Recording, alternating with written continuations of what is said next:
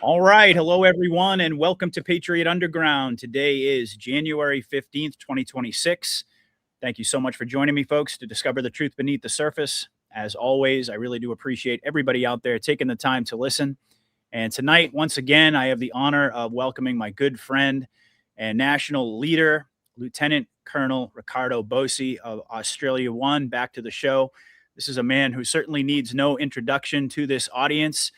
We've been working together now for probably well over a year doing shows together, and it is always a pleasure to welcome you back, my good friend, and to get your perspective on everything that's been happening. It was a couple of months ago, I believe, we last sat down for a conversation, and certainly a lot has transpired since then. So I am very much looking forward to getting your take on all the hot button issues.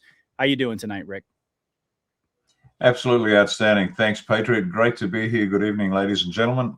Welcome to 2026. It's going to be an amazing year. Amen to that, my friend. Absolutely. And every time we sit down and we exchange ideas, the audience really loves it. And like I mentioned, there's a lot of ground for us to cover tonight. We're going to examine where we are in the overall trajectory of the operation, as my audience is accustomed to hearing me say. And I think that everybody out there would agree with you that 2026 is not only going to be an amazing year, but it's been off to a pretty epic start. We've got the stage set very well. The optics are all serving a specific purpose, as we're going to discuss in multiple different contexts tonight throughout the course of the show. But the big picture here is that Trump and the White Hats, at least in my opinion, the Trump and the White Hats are rolling out the destruction of the New World Order to the public. The drip, drip, drip is very rapidly accelerating toward the flood that we're all anticipating and have been for quite some time now. Everything that occurred behind the scenes during Trump's first term and throughout the fake Biden years, particularly after what I believe was the invocation of the Insurrection Act back on January 6th of 2021, that fateful day when the White Hats took complete control of DC and the scripted movie really kicked into high gear. And I think what's happening now is all of this is being gradually and systematically revealed to the public.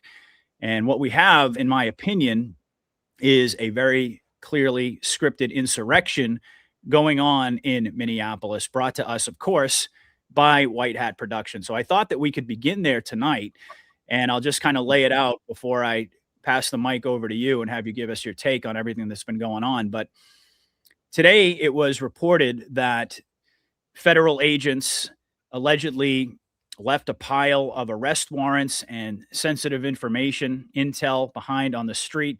There were also reports of a stolen cache of weapons. And we had Tim Walz just the other day saying that ICE agents are going door to door, ordering people to point out where their neighbors of color live. We've got Mayor Jacob Frey saying that residents are urging police to take up arms and fight against ICE in the streets. And then we also saw Tim Walz make a direct appeal to the White House today to, quote unquote, stop this campaign of retribution. And it was beautiful because the Trump administration basically told them to go screw. And we've been informed. I mean, I could pull up the quote, but that was pretty much the essence of it. Meanwhile, we've been informed that the Pentagon is working to surge and this is really, really interesting, working to surge dozens of military lawyers, JAGs, to Minneapolis to assist in federal prosecutions amid an immigration enforcement crackdown.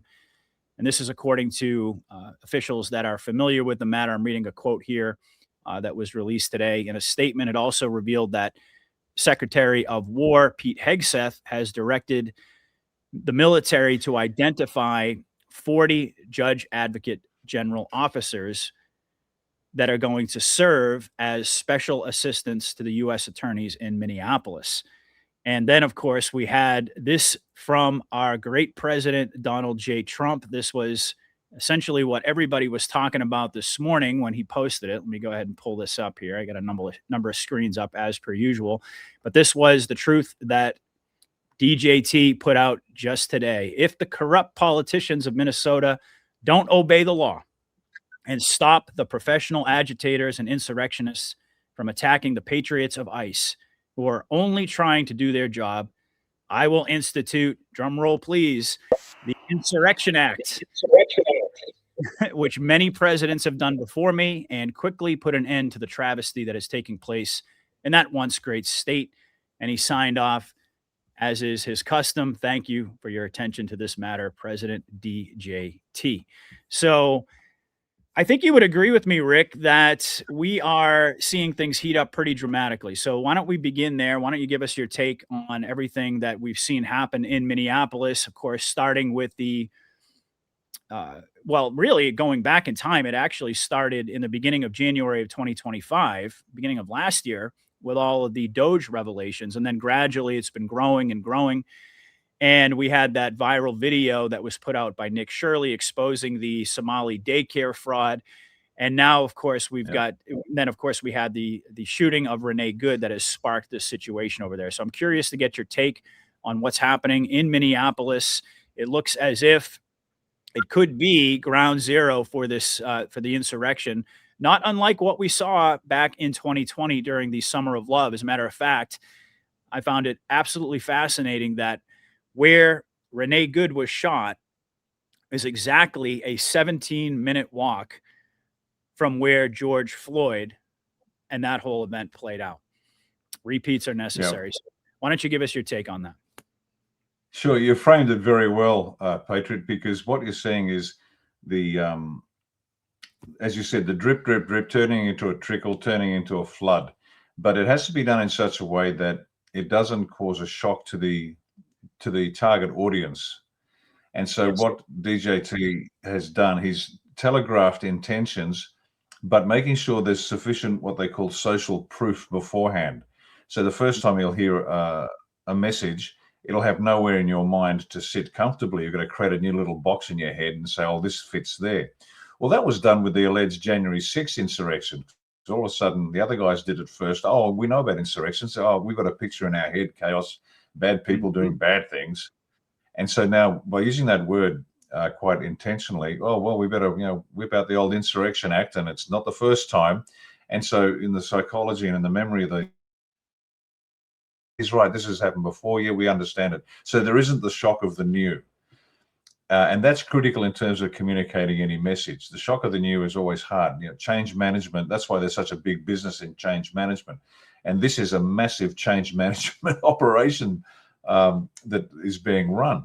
They have to initially paint the picture for the organization. Doesn't matter whether you're a corner store, getting a new brand or new staff, or whether it's the United States saving the planet. The first step is for people to realize the current situation and realize that it's been done before, and what we're recommending is going to work. We have to understand that that's going to happen.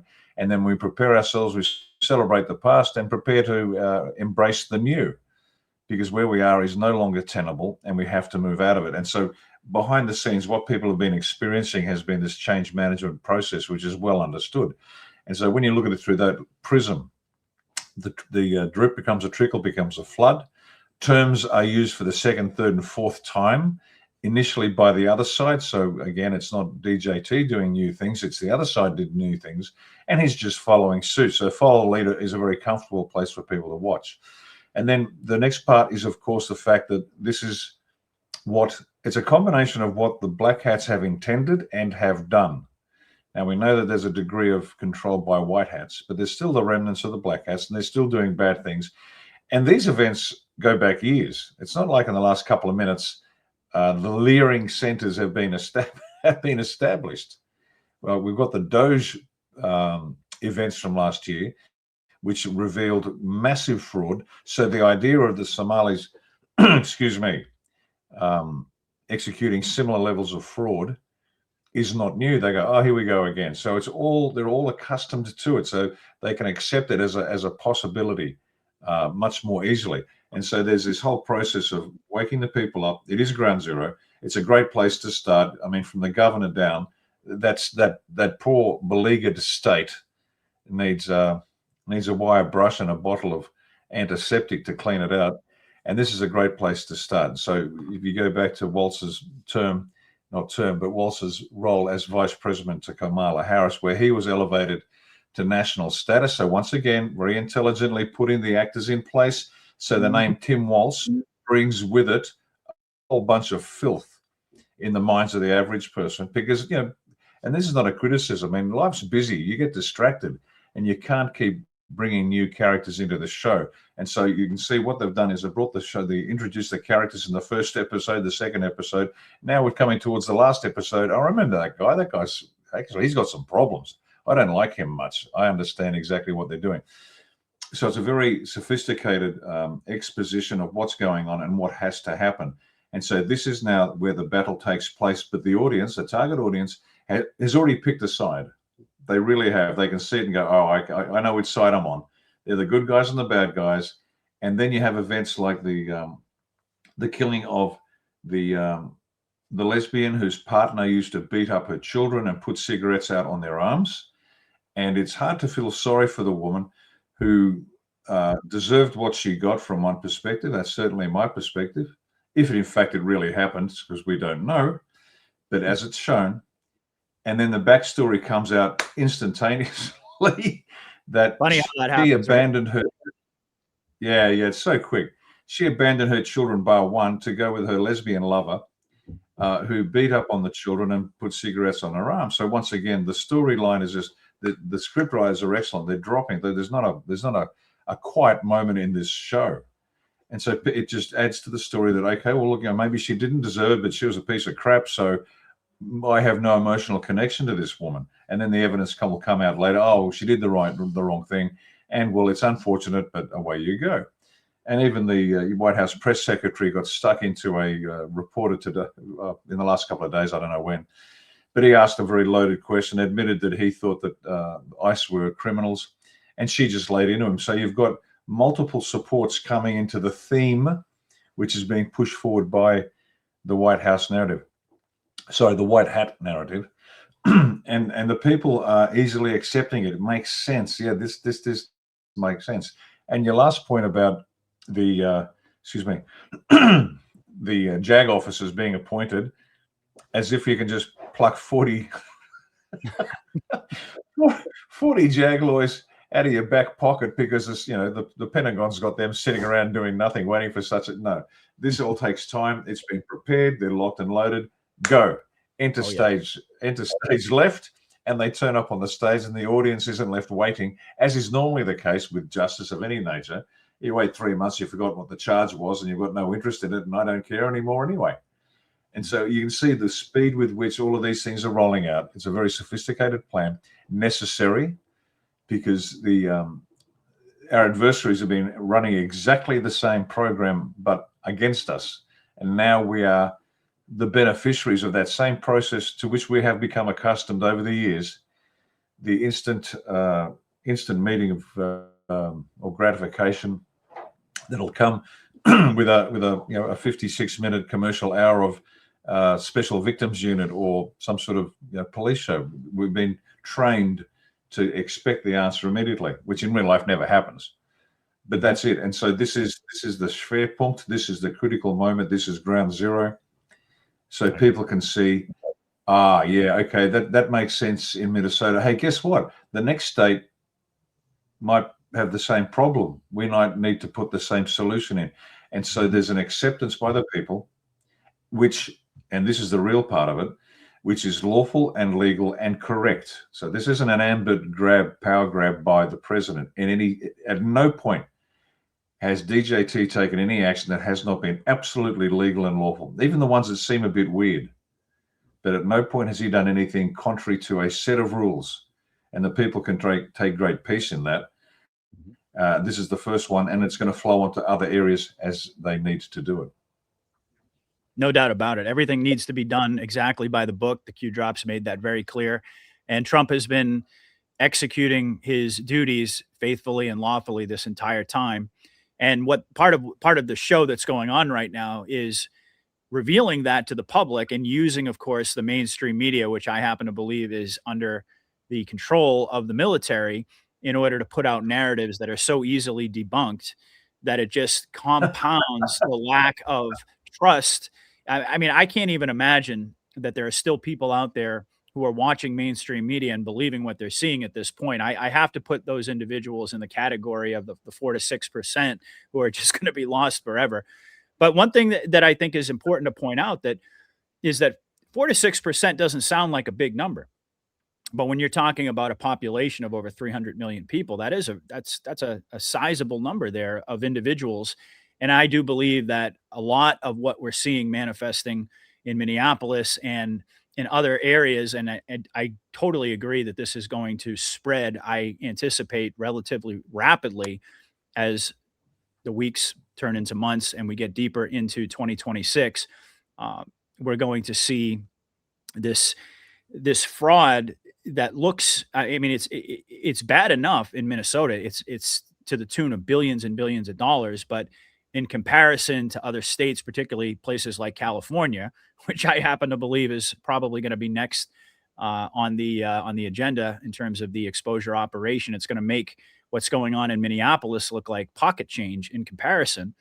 And you've got these individuals like Marjorie Taylor Greene, and you've got a number of other high profile individuals who are essentially putting out the narrative that, why should we even pay our taxes at this point? You hear more and more people engaging in that conversation. I mean, and it's looking as if we are, and we're going to segue, I think, a little bit later into the show in terms of into the financial theater of the war, but it looks as if all of this is being presented to the people in a systematic way so that ultimately when we get to the scene in the movie where the IRS and the Federal Reserve, of course, we've got the whole situation going on with Jerome Powell, which we can talk about a little bit as well. It's going to make it a lot easier to unravel this complex web of fraud because the people are being exposed to it more and more on a daily basis. And it seems like we're kind of at an inflection point. And that's the way that I like to look at it at this stage of the game. It doesn't seem like there's a lot more real estate for the remnants of the enemy. And I agree with you. I've talked about this before that you and I have had discussions in the past about the way that this operation's been carried out in terms of taking out the top tier and then the middle tier and then gradually working their way down. But of course, the optics are exactly the opposite in terms of how they're presenting all of this to the public. But it doesn't seem as if there's going to be a lot more opportunity for them to continue to cling to power, given how rapidly all of this is playing out. And I would also add to that, I know I'm kind of adding on a number of different elements to this specific segment here, but we've also got the RICO grand conspiracy case, which is, it's actually, it's going operational now. We've got a grand jury that's been impaneled in Florida. Q told us that the Democrat Party is going to cease to exist once it's all exposed. We're anticipating that, and Trump has signaled this many times. He's talked about RICO. So it's very exciting to see where we're at right now. Yeah, the RICO is going to be a lot of fun. I can't wait. Even here in Australia, because a lot of people don't think they're subject to it, but they're in for a very rude shock. Because the RICO, as you know, and for those that aren't familiar with it, please look it up, RICO, the RICO statutes, initially designed to corral mafia, but a criminal organization, which is what it's designed to capture. A criminal organization can be described in any way, shape, or form. The Freemasons are subject to RICO. And they're saying, but no, we're not. Yes, you are. So that's the way RICO works. So please have a look at that. And certainly here in Oz, we expect it to hammer down as well. And they're going to be in a world of hurt because they've spent their lifetime doing bad things and even unknowingly, but being part of the organization and everything they've made, well, the proceeds of crime, it would not be inappropriate for the proceeds of crime. That's your house, your beach house, your ski lodge, whatever the hell you've managed to squirrel away over the years because, money was your God. That'll be gone. Sorry, folks. It's not like you and the kids can wander off and enjoy your ill-gotten gains. They will be gone, and you'll be on the bones of your backside, like the rest of us have been, and you'll have to start from scratch. That's if you're lucky enough not to be executed. That's if you're lucky enough not to be jailed. So you're going to find a whole new value set after this happens. You'll just be happy to be alive when you see all those above you, the ones that knowingly committed crimes, being charged, tried, found guilty and either executed or imprisoned for very, very long sentences. So it's going to be a really interesting time. No question. Absolutely no question about it. The entire Democrat Party is a criminal organization.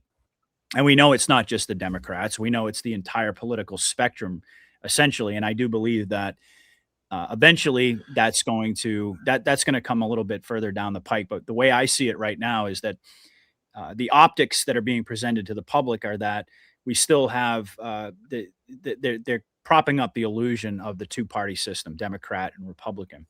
But we know eventually that's going to get unraveled as well. It seems like Trump is and the White Hats are putting out this narrative to essentially show the public that the entire Democrat Party is, in fact, a criminal organization. They're going to use the RICO statutes as well, but then eventually it's going to spread. And that's where it's going to get really interesting, because you'll recall that it was only a few weeks ago that Trump said in an interview that the election was stolen. We all know that, but he said that over the next couple of months, all of it's going to come out. And this was just before the raid in Venezuela. Now, the timing of it was absolutely amazing. So, once that comes out, once the stolen election comes out, and you and I were talking about this a little bit backstage, and they reveal all of this to the public, it's not just the fact that they stole the presidential election. They're going to go back to 2020 and basically revisit the results of every single individual who's currently sitting in Congress. And that could provide a path to a fascinating set of circumstances in terms of Trump's comment that he made just today, saying that, I don't really think we need midterm elections. That was a huge tell. What was your response to that? Oh, I think that's fantastic. Once again, DJT only telegraphs that which he needs to telegraph, meaning that something is coming, and it gives people time to analyze and look at what is said.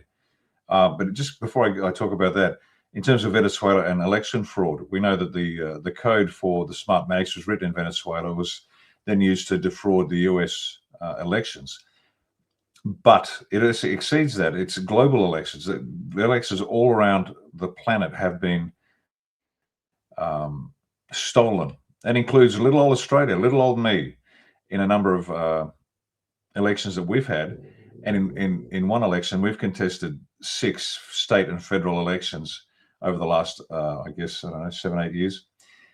But what's interesting, in the booth in which I voted, my wife voted, my son, who's of voting age, voted, another candidate voted, and we had massive support in my local area. The official results had me receiving 0 votes in that booth. Really? And so we collected prima facie. Yeah, there you go. I couldn't even vote for myself. That's how bad a candidate I was. Anyway, so we know that globally, this vote fraud, and this is why it's important. DJT keeps pressing the vote fraud in the United States, but wait till it spills out, and then people around the planet find out that they haven't had a free and fair election for the longest time. But anyway, that's that one. Now, talking about DJT saying we might not need midterms, and people are now screaming and tearing their party dresses, saying, "Oh, you can't do that. He's a fascist. He's a dictator." No, he's not. It's completely lawful. There are systems. There are checks and balances in place. The Congress has to make a decision. The judiciary has to play its role. It's part of the checks and balances that your founding fathers put in. But he's put it out there, and people will do the research, and people like you and I will say, no, it's quite okay. Yes, there are checks, but it's lawful. And then the target audience, your audience is intelligent and well informed, but the average people out there will hear that, oh no, it's okay, you can do it, and he'll say, oh, okay, great. What are the circumstances? Well, if there's some safety issue, whether it's the integrity of the election itself, or whether there's a natural disaster, or if there's a war.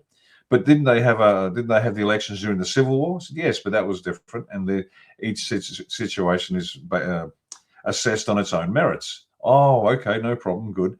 And so, do you need the midterms? No. Why is that? Well, there'll be a good reason shortly, when everybody who was elected is found to be in breach of the Constitution. And oh my God, what do you do? Well, we can't have another election because these people were never lawfully elected. Again, just like Australia, where our entire parliament, Senate and House of Reps, like yours, are entirely fraudulent. They have taken the wrong oath to the wrong organization, operating under unconstitutional laws, not following our formal constitution. They made up their own. And so they have no authority. They have no standing. And so when all of these people come down and then an alternative has to be created, well, we can rely upon whatever system is in place, because once again, your founding fathers were very clever in the structure of your constitution to ensure that continuity of government can occur. There is not a gap in terms of governance and leadership, but it's got to be lawful and it's in place. And when that rolls out, whatever form it takes, then so be it, and the country will be fine. So if DJT has said it, you can bet that something exciting is in the offing. Yeah, well, so many people have been coming into this year with this attitude of we've got to get all this stuff done and we've got to get everything sorted out before the midterms, because and even Trump has contributed to this narrative as well, saying that that they're going to impeach him, and he's been talking a lot about the filibuster, and we've got to get rid of the filibuster so we can implement the agenda and we can move forward with everything that we want to do. But the reality of the matter is that Q told us all the way back in 2017, elections at this point no longer matter. So we know that we're under continuity of government now. Certainly, none of us want to see the operation go beyond the midterms, but the reality is that no matter how they choose to play this out, the military is in full control. Now, if we can get into speculation mode a little bit here. I mean, we've already talked about the Insurrection Act. It looks as if we're on the cusp of that happening, and I'm not saying it's going to happen today or tomorrow or next week, but I can anticipate that over the next several weeks, as the tension continues to build, as the rioting continues to spread to other cities, ICE mobilizes into various different locations. We see all of the blue state, quote unquote, leadership doubling down on their obstructionist policies, engaging in outright insurrection, that we're going to see Trump actually pull that trigger. Now, again, I believe that trigger was pulled back in January of 2021. But the reality of the matter is that there's a very small group of us, even inside of the truther community, that believe that Trump actually invoked the Insurrection Act already. But I think it's consistent with just about everything else that we've talked about over the years, is that what we're seeing play out now is essentially a replay of events that have already taken place behind the scenes. So I could very easily envision a scenario where, and I don't know exactly what the sequence is going to be or the timing, nobody does, but we've got the Insurrection Act. We're right on the cusp of that right now. I mentioned what Trump had indicated about the stolen election of 2020 coming out. So you've got those two things. And you've also got the broader geopolitical picture, which we're going to get into in just a moment. But it seems to me very likely that that we could be in the eye of the storm within the next couple of months. And as we get closer to the midterms, who knows on what the circumstances are going to look like at that point. But I could see a scenario where you have emergency elections because all of these people are illegitimate. And how are they going to safeguard that optically for the public? We know that the White Hats are in control of the voting software and all the apparatus that would go into determining the election at this point. But for the public, for the general public, I could see a situation where you've got overt military intervention being triggered by the Insurrection Act, then spilling into an emergency election where we have the military at the polling booths. Yeah, it's and once again, what they're doing very cleverly is they're getting people used to the idea that there might not be elections. Now, at first blush, that would cause, again, people to run around with their hair on fire, screaming all sorts of accusations. But the first time they face it and they realize there is a lawful statute underpinning these actions, they go, okay, that's all right then. Well, eventually we have to have elections, but yeah, we understand we are in an in extremis situation, And so we need to take these steps. Now, there's a larger step, because once that happens the first time, and as you and I were talking before the show, and I've been very blunt with the Australian people in relation to this matter, it might be some time before elections are held in other countries. It's not just the US. The US is that first, the first ones through the door. You get the bloody nose, but after the first one goes through, the rest follow. They can get through with much less drama. Now, for example, in Australia, even if we wanted to, and I spent my last green room on Wednesday, a few days ago, going through chapter and verse on the benefits of a constitutional republic, because we have a constitutional monarchy, but we don't, because the politicians have cheated us out of our constitution. They've lied. They have introduced their own legal fiction called the Queen of Australia and all sorts of nonsense. So I went through chapter and verse of the benefits of a constitutional republic. You know, what problem does it actually solve? What benefits are there to the people? Who are the losers? The globalists. And I went through in quite some detail in order to continue this forward-thinking perspective that we have, because we have to remedy this situation sometime in the future. Now, when is that going to occur? Now, I've been very blunt, and other countries can have to face this themselves. But if we removed all the criminal polity, judiciary, bureaucracy, military, constabulary, media, academia, big business, big unions, every church, synagogue, mosque, lodge, and temple, if we took out the criminal leadership of every organ of state, the intelligence services, you name it, and handed the country back to Australians, we would be physically incapable of governing ourselves, because the only people with the skill sets are the dishonest, baby raping goat jockeys from the Masons and the daughters or the harlots of the Eastern Star, and you pick your secret society. So even with the best will in the world, and not that the US would do this, but if they said, here we go, your country, you can have your country back, we're leaving, see you later, thanks for your time, we would collapse within a matter of weeks, because we just can't do it.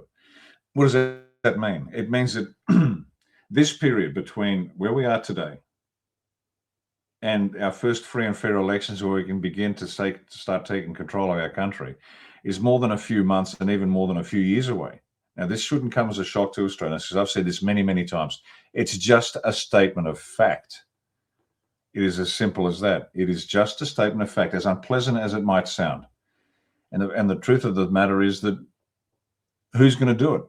Who has the skill? I mean, we have an entire population that can't write a budget, doesn't know how to read a balance sheet, can't write a strategic plan. And you want to run a modern 21st century nation, state?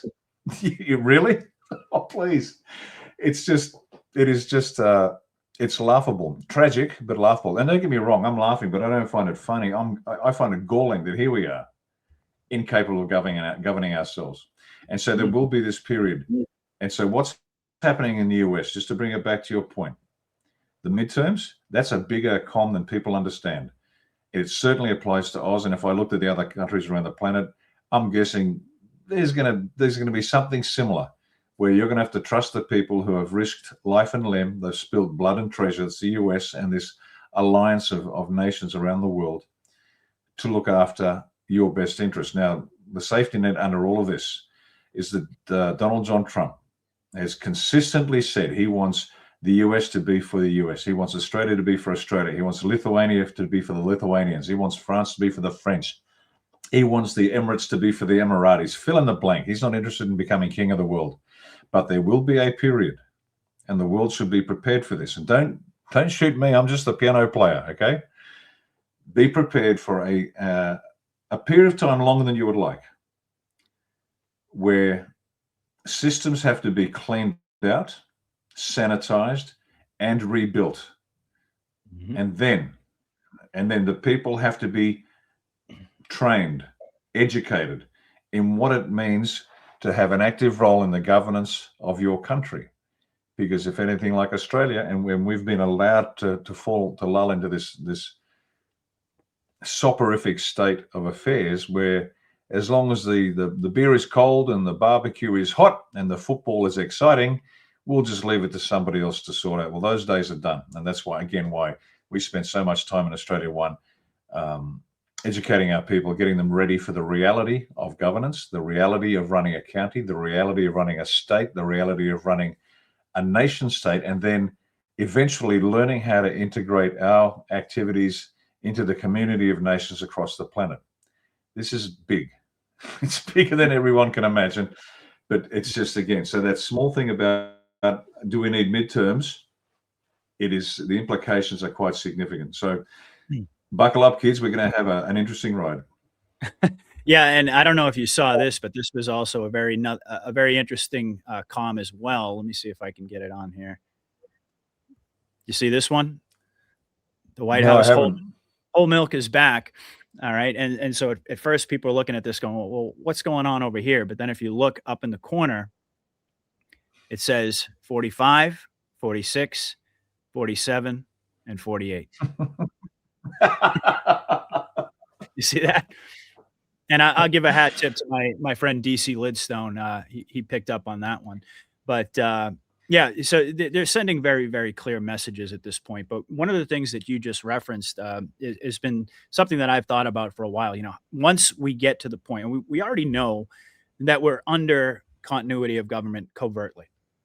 The Insurrection Act, if you go and look at the letter of the law, it's very easy to verify that it doesn't have to be publicly announced to the people. Like the president doesn't have to come out and say, my fellow Americans, the storm is upon us. We are under the Insurrection Act. I mean, we're all anticipating that famous tweet, of course, but the reality of the matter is that the president only has to address the nation, which he did, by the way, on January 6th, telling everybody to disperse, telling the crowds to disperse, telling them to go home in peace.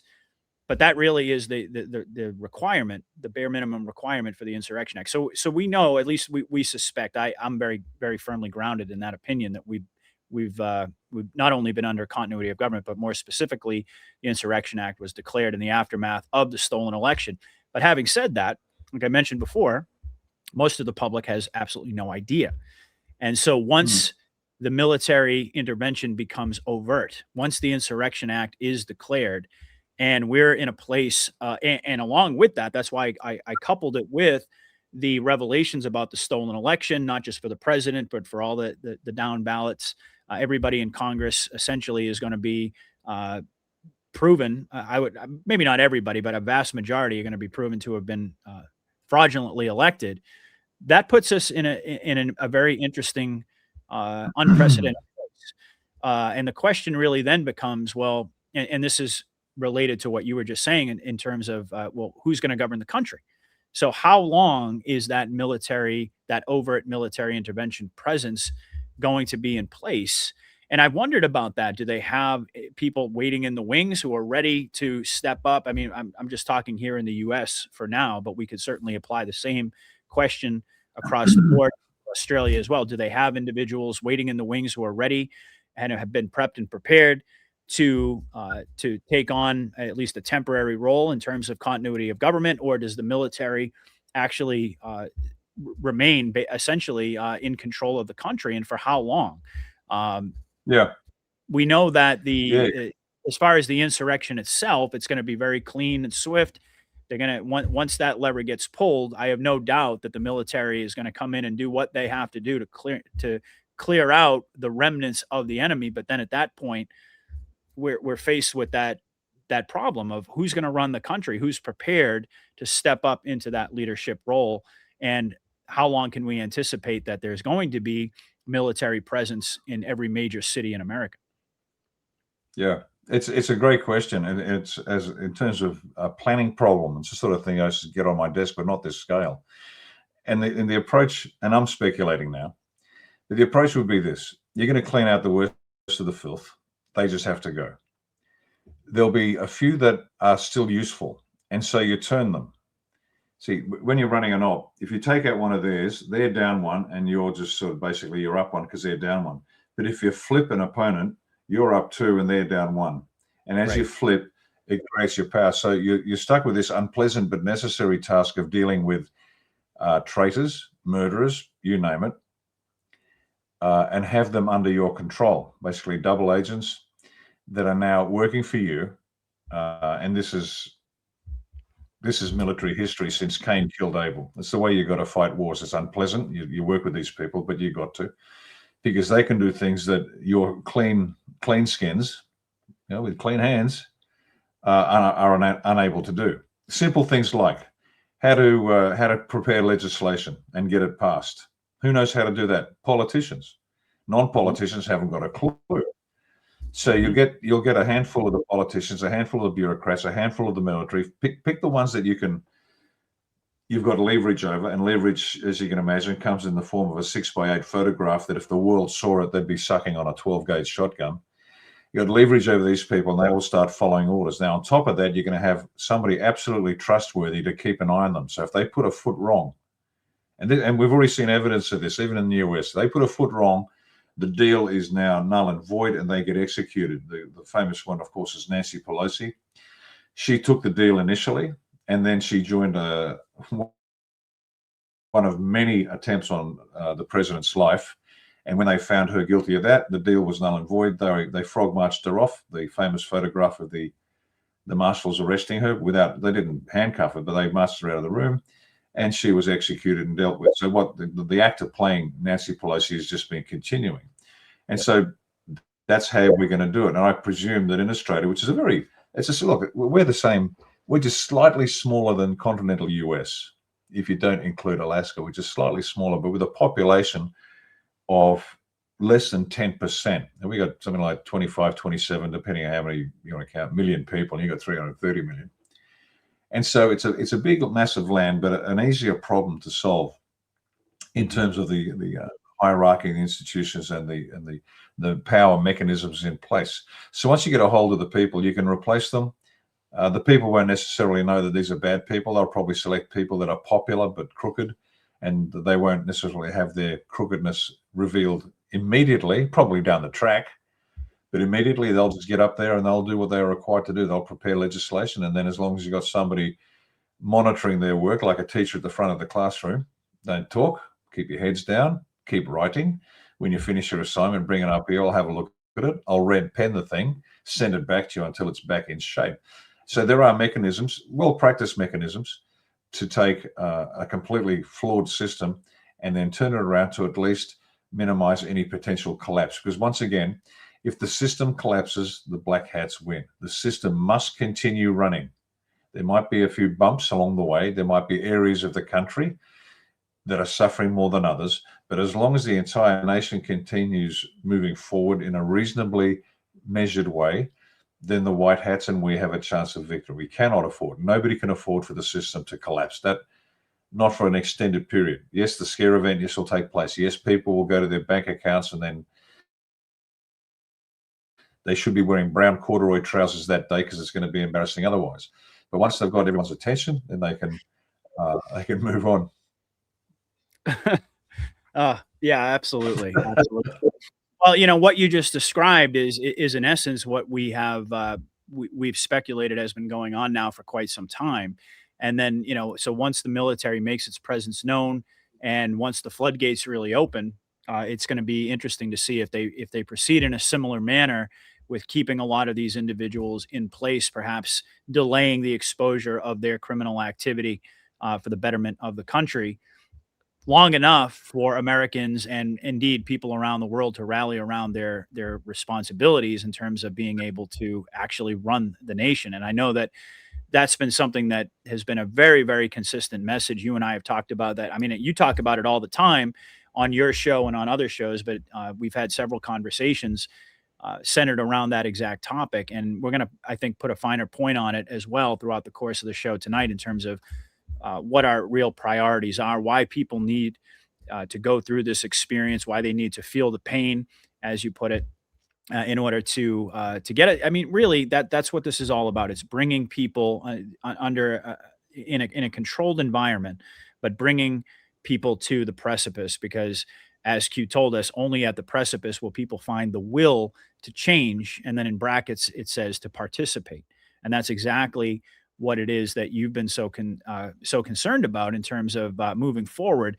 Because once the storm passes and once everybody has been awakened, so to speak, then the real task of, I think you call it the labors of peace, and Mm. ultimately rebuilding every country, every nation around the world that's been subjected to this tyranny for generations. That's when the real difficult work begins. So it's going to be very, very fascinating to see how they all play that, how that all plays out.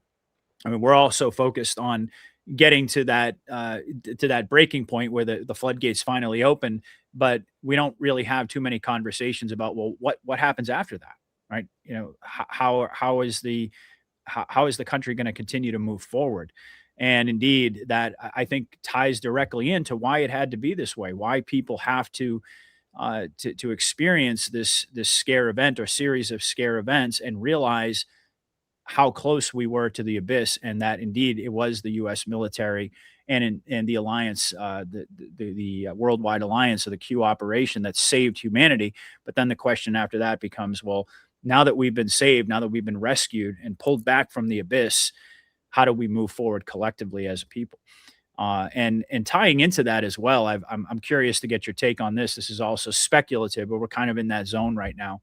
Um, do you anticipate that once the storm hits and the floodgates open, however it plays out, that there is going to be some level of declassification of the fact that we've been under continuity of government? Do you think that they're going to reveal to the general public the not everything, but the major aspects of the Q operation? What's your opinion on that?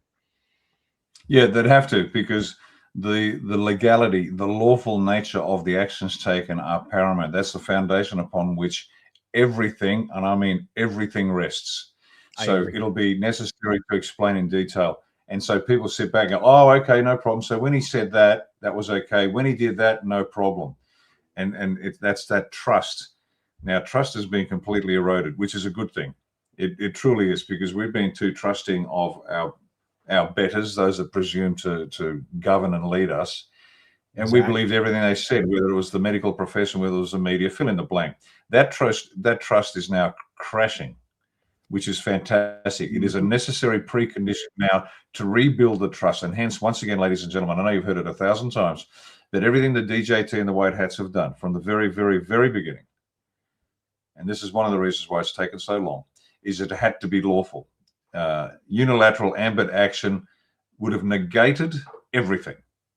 But the fact that that comes out, and yes, that evidence will be revealed, and people will sit back and relax. And let me make a point here, and this is a unique time in human history by many metrics, but and this is a hat tip to the U.S. military, because only they could have pulled this off. I've worked with many militaries around the world, and the U.S. military leadership, not all of them, obviously, because a lot of them are as crooked as any people anywhere, but the White Hats proper are the most moral and competent individuals ever to be in this position, because they have the power to control the planet, and yet Yep. they are doing the heavy lifting, as a soldier, sailor, and airman should do, take the risks, risk their lives, and then hand it back to the civilian people. Now, this is extraordinary. This is unprecedented in global history, even going back to ancient Rome, where the Praetorian Guard secured the leadership of the empire. The Caesars relied on the Praetorian Guard to protect them. But the Praetorian Guard became a force unto themselves, and they would remove emperors and install their own for their own profit. And Mhm. was that a risk here? It would have been, except for the extraordinary. And ladies and gentlemen, I cannot wax lyrical enough on the deeply moral men and women who have led this operation, because they could have put us in a worse hell. And yet, I tell you what, when they get to the other side after a long, fruitful life, which they have sacrificed much, they're going to hear those lovely words, well done, good and faithful servant. Mhm. Only the US military could have pulled this off. And so I hope in time the people of the world appreciate the extraordinary quality of the men and women in the White Hats who have allowed this and made this happen. I couldn't agree with you more. The U.S. military, saviors of humanity, and indeed, this has always been right from the very beginning. I mean, Trump is the he's the front man, and he's the leader. He's the public facing leader. But really, we all understand that it is the military white hats behind Trump, the ones that eh, recruited him to run for president, that are really the masterminds of this operation. Not to take any credit away from for our amazing president, indeed, but it is the military force behind him. As a matter of fact, he had the Florida Panthers at the White House just today. I don't know if you saw this, but he said something to the effect of, Yeah, I did. yeah, something to the effect of all these young, powerful people around me. My goodness, I don't. And then he went on to say, but I've got some power too. It's called the U.S. military. I've got some power behind me too. It's called the U.S. military, and I thought that was an Yeah. absolute great. But you make such a great point about the necessity of the erosion of trust, because that is exactly that's what this whole exposure operation is all about. It's getting people to the point where they're no longer going to sit back and just think that they can go on autopilot, and that whatever their needs are, whatever the needs of society happen to be, they're just going to delegate that responsibility to somebody else. That's not to suggest that we're not going to have representative government, but people are going to have an entirely different viewpoint about what that actually means, and actually Yeah. become engaged in the process. That's really what this is all about. It's about the unity of humanity. That was made very, very clear, that ultimately that is the goal. That's the entire purpose of the movie, is to erode the trust through continual exposure, and in that process get people to rally around the emerging reality that yes, indeed, there is a hidden enemy, and that we need moving forward to ensure that this never ever happens again. So I mean, Yeah. I absolutely believe, and I've said right from the beginning, since I started doing my show, that I don't see any way around the declassification of the Q operation. Now, you and I have discussed in the past that, and you being a military guy, special forces guy, you know this better than anybody, that there are certain aspects of war that are ugly, and that a lot of these individuals, they were given a choice that they couldn't really refuse. Like somebody put a gun to their face and said, either you're going to play ball or you're going to be executed.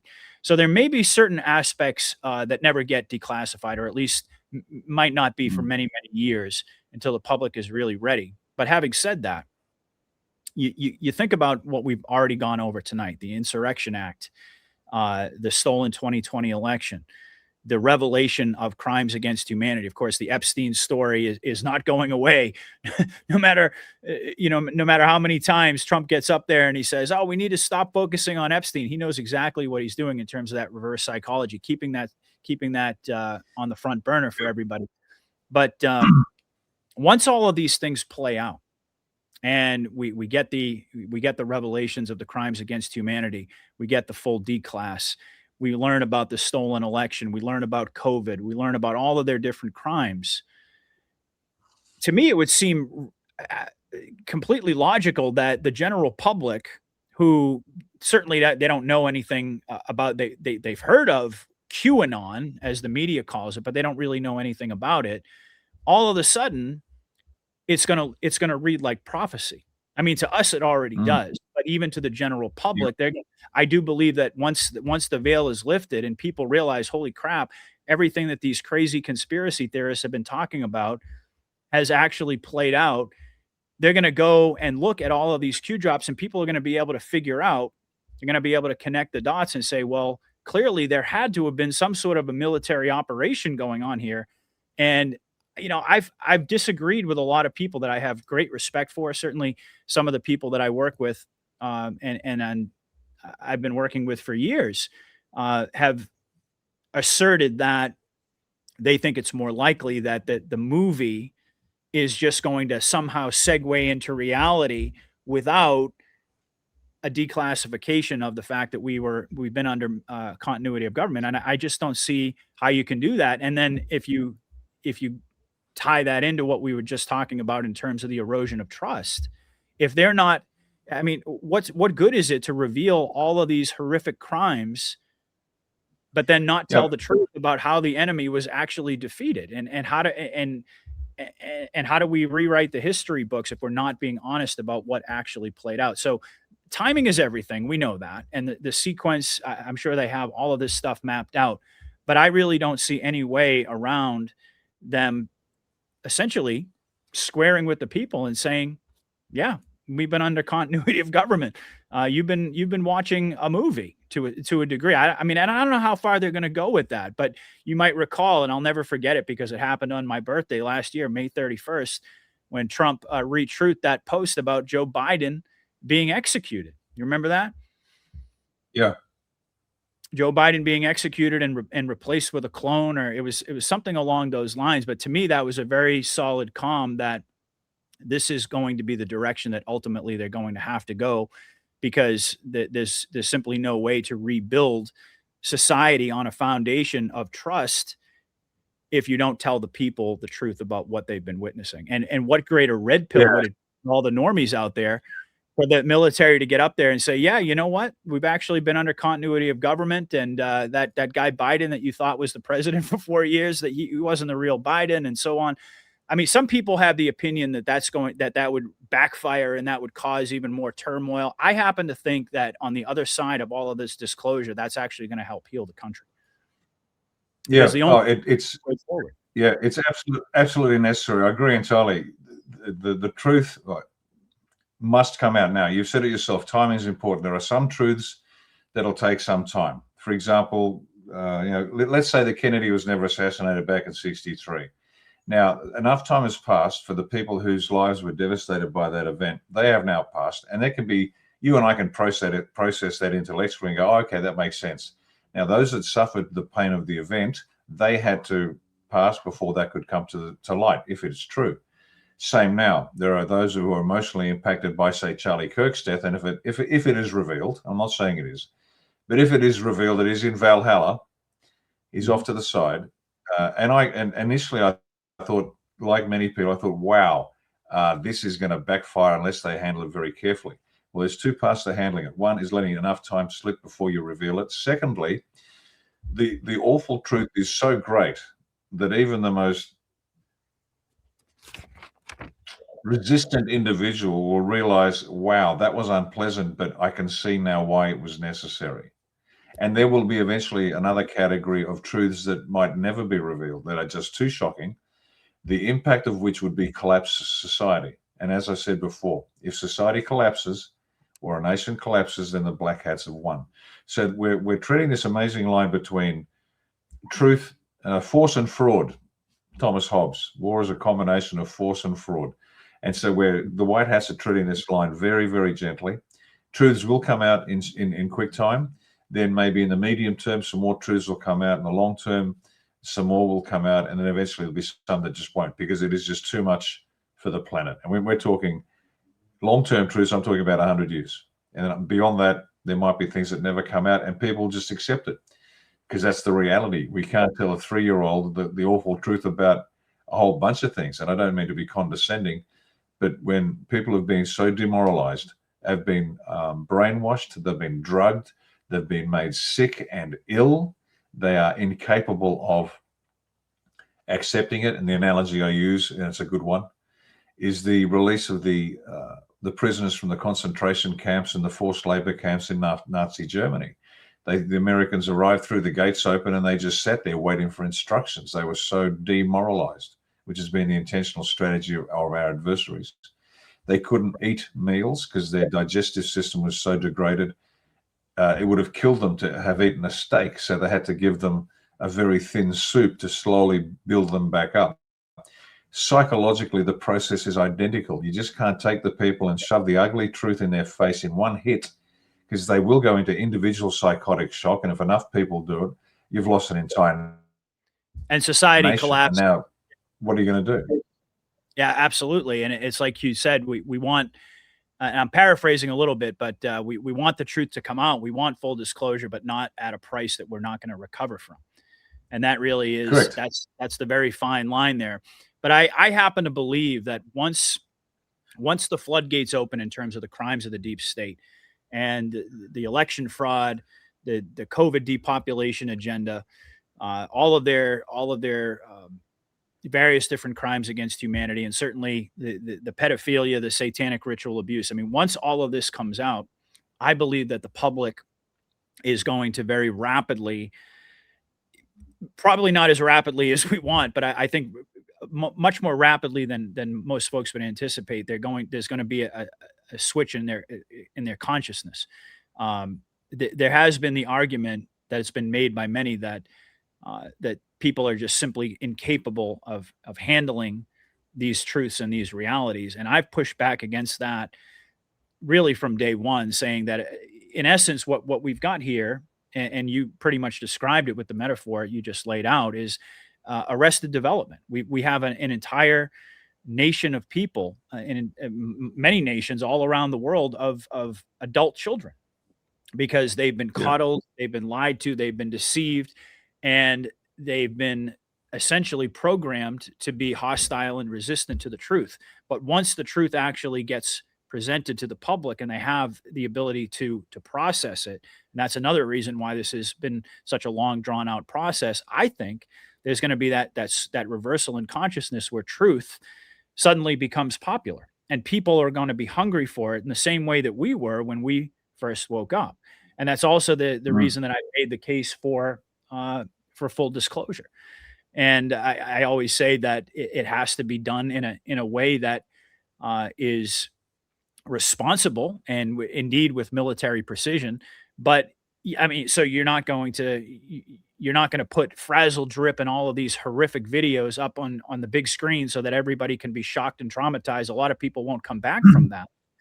But there is that balance where you have to stop treating the general public like children if you actually want them to be able to function as adults, and even taking it to the next step of being able to run society. You can't have it both ways.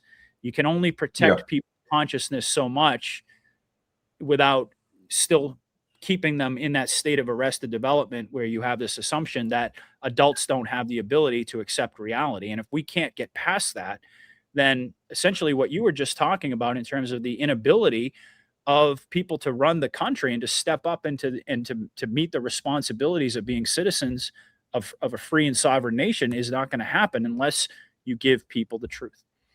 So I've been a huge fan of that. There will be a percentage that won't accept the truth no matter how long you wait, no matter how gentle you are. And I ran into one last night, believe it or not, local supermarket, and I'll try not to identify the individual by description, but we were discussing things, and I knew that she was big on money. She likes her money, needs money. That's her, in fact, it's her only focus. That's the one metric she has for success. And I raised it simply because you're friendly when you're talking to people in retail. It's a tough job, retail, because you're dealing with all sorts of lunatics all day, every day. So I was just sort of friendly, and I thought, how's it all going? And I said, have you noticed anything about the silver price? And she immediately shut me down, said, I don't do that. I said, okay, that's fine.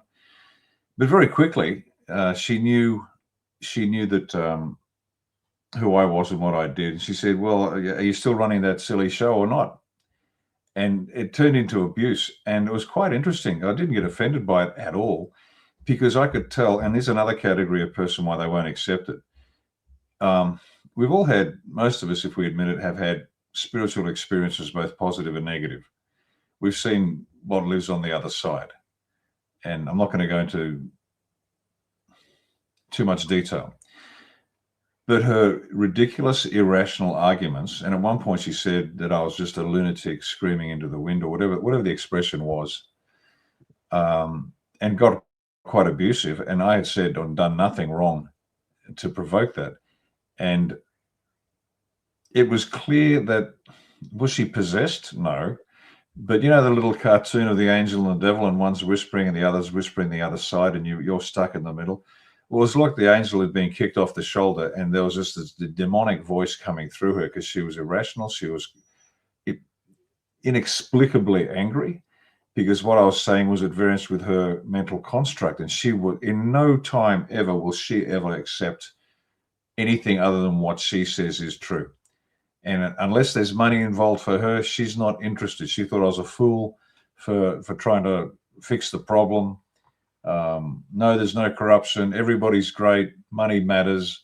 And that's all that. And eventually I just I laughed and said, thank you very much. You've made my day. I paid my bill and I left.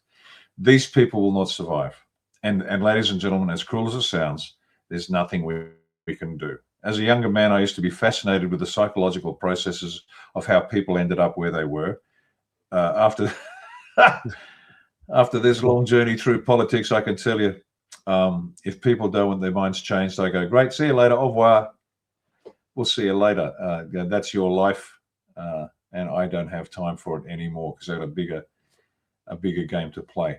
And so there are some that will not make it, and we have to accept it. They are free to make their decisions. It's not our responsibility to force anybody to believe anything.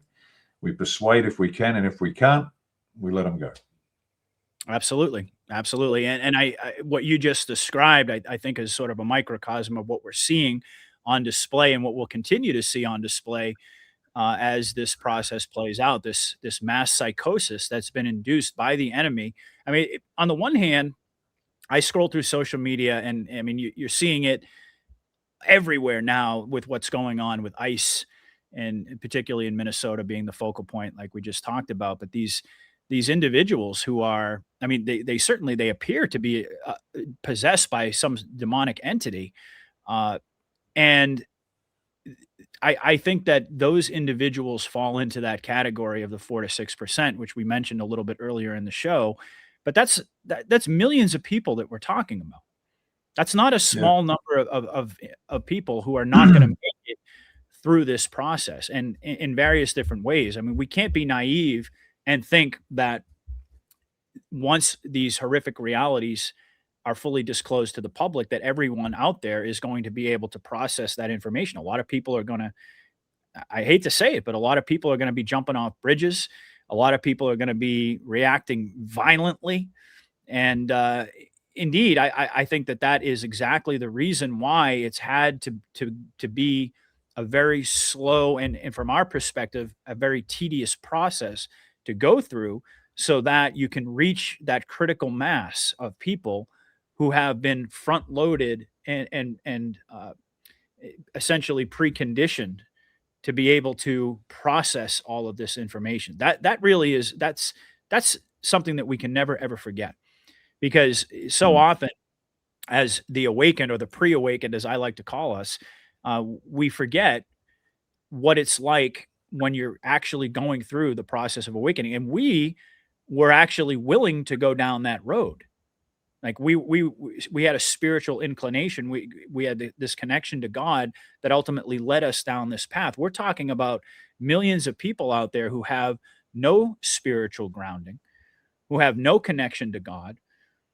And when when the floodgates finally open, it's going to be an ugly process. I mean, the ending is not going to be for everyone. I know that has multiple different meanings, but there are a lot of people who are simply not going to make it through this process of ascending to the next level of consciousness. And it's going to be tragic in a way. And, you know, there is a part of me. I mean, most of these videos I sit there and I watch and I think to myself, my God, these people are insane. And, you know, there's a part of me that gets angry when I watch it. But then I also have moments when I look at these people and I think to myself how tragic it is that they're in this place, kind of like the person that you were describing, where they've just become so cynical, they've become so disconnected from their connection to God that they're just completely incapable of facing reality, and they're going to fight to the bitter end in order to cling to what they believe is I guess their reality or their truth. They're never going to relinquish that. Yeah. So it's extraordinary moment. In fact, this might be a good time just to bring in, because this is the moment where people need to understand things. And I'll put up those two slides: resisting despotism, and then why do you have to feel the pain? Let me just put these two up, because I think this is your audience will appreciate it. And I appreciate your audience. They're quite as I said, an educated, astute, and inquiring group. So we're able to speak at a level that we can't always do that. Let me just share screen. And I'll talk you through this once it's up and running. Yeah.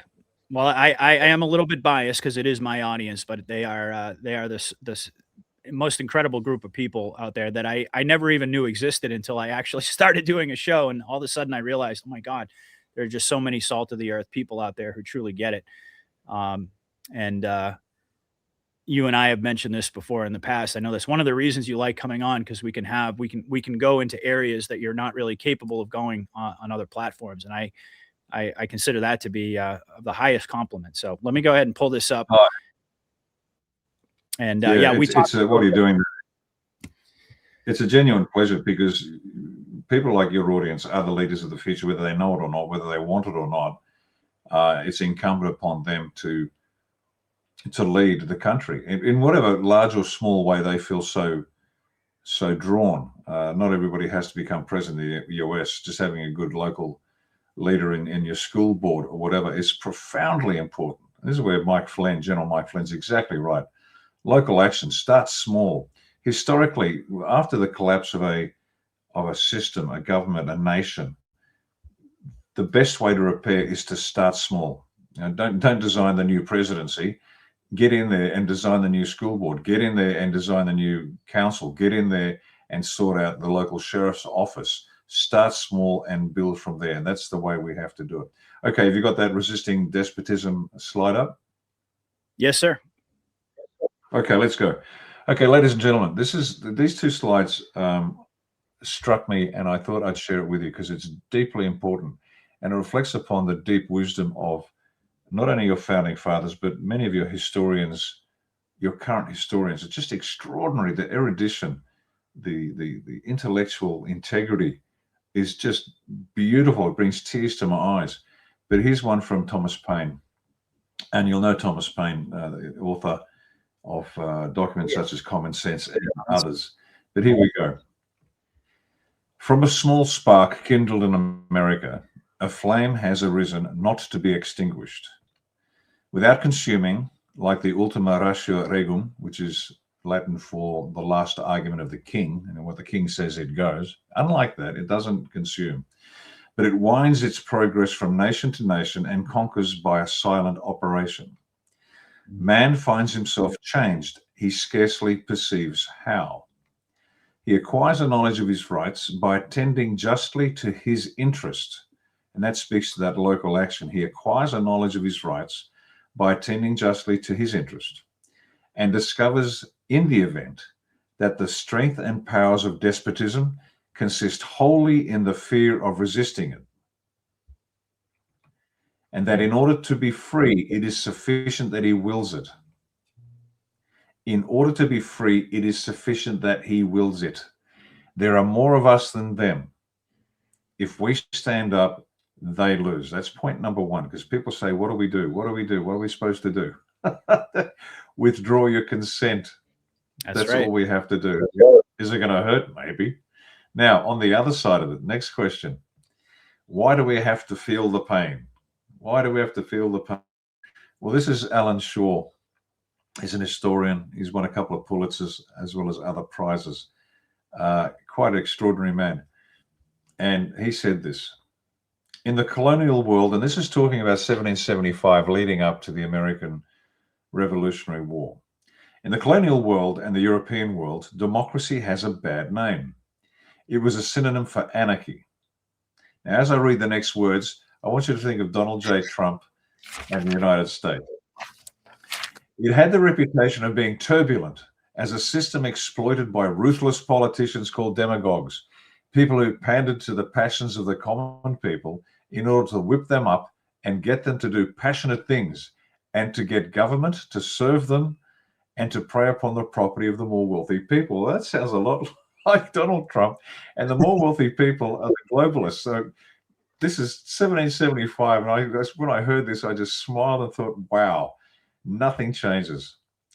So democracy is not the aspiration. Here's the kicker. This is the line that I want you to remember. Democracy is not the aspiration that creates the revolution, which is what the intellectuals like to believe. No, the revolution creates the conditions for people to aspire to have a democracy. Now, that's Alan Shaw's commentary, and it was on a 2025 PBS documentary called The American Revolution. Compelling viewing. Please, ladies and gentlemen, straight after this, find it, watch it, buy it, stream it, whatever you got to do. Watch the entire series. Extraordinary gift of the United States to the rest of the world, and I mean that, and I'm deeply grateful for it. But the point here is, once again, until we feel the pain, we will not aspire to have something different. Until we feel the pain. This pain is creating the conditions for us to say, enough, we want something better. In the Australian context, we've got a constitutional monarchy. Everybody thinks it's great until they realize that they have no enumerated rights and that we can be stepped upon because we are governments that believe they can say and do anything. They can disarm us. They can shut us up. They can keep us quiet. They can lock us up. And all of that has happened. And the resentment is growing to the point where a constitutional republic sounds like a pretty good idea. The revolution creates the conditions for people to aspire to have a democracy. And that's the key point of this. That's why we had to feel the pain. This is when people shift. People shift because they have to. As I said, the intellectuals would like to believe, look, I wrote this beautiful theory. Look, this should motivate you to live a better life. No, it doesn't work. It's not going to happen. Yeah, it never happened. The intellectuals look afterwards and say, oh, look at that. That was a good idea. And see, we put the cart before the horse. We forget human nature. I love intellectuals. I love an intellectual argument. But unless there's a practical application that works, it's just words. And so this is the reality. I'm smiling and it's not funny. I get it. People are in real pain. They are suffering. I get it. This is the brutal mathematics of war. We want to save the planet. This is what we're going to go through. So anyway, I wanted to share that with you and your people because it's they're very useful. A couple of very useful ideas. Well, I absolutely love that bullet point, and I'm paraphrasing it, the one from Thomas Paine, that the strength of tyranny is ultimately fueled by the fear of resisting it. And tying it together with the next slide about, well, why do we have to go through that pain? Well, how do we get over that fear of resistance? Yeah. You go through the pain. And once the pain becomes great enough, it's just like any other problem in life. You can ignore it, you can push it off, you can rationalize it, you can make every excuse in the world not to make changes because deep down inside you're afraid to make those changes. You're afraid of what that's going to mean, what that's going to require of you personally, right? But once the pain gets great enough, all of a sudden people become willing. Pain creates willingness. And that's ultimately what this is all about. And, look, I can completely sympathize and empathize with people who say, you know what, the 4 to 6%, screw them, whatever. They're never going to wake up. They're the reason that everything's taking so long. I would make the argument it's not the 4 to 6%. They're not the reason it's taking so long.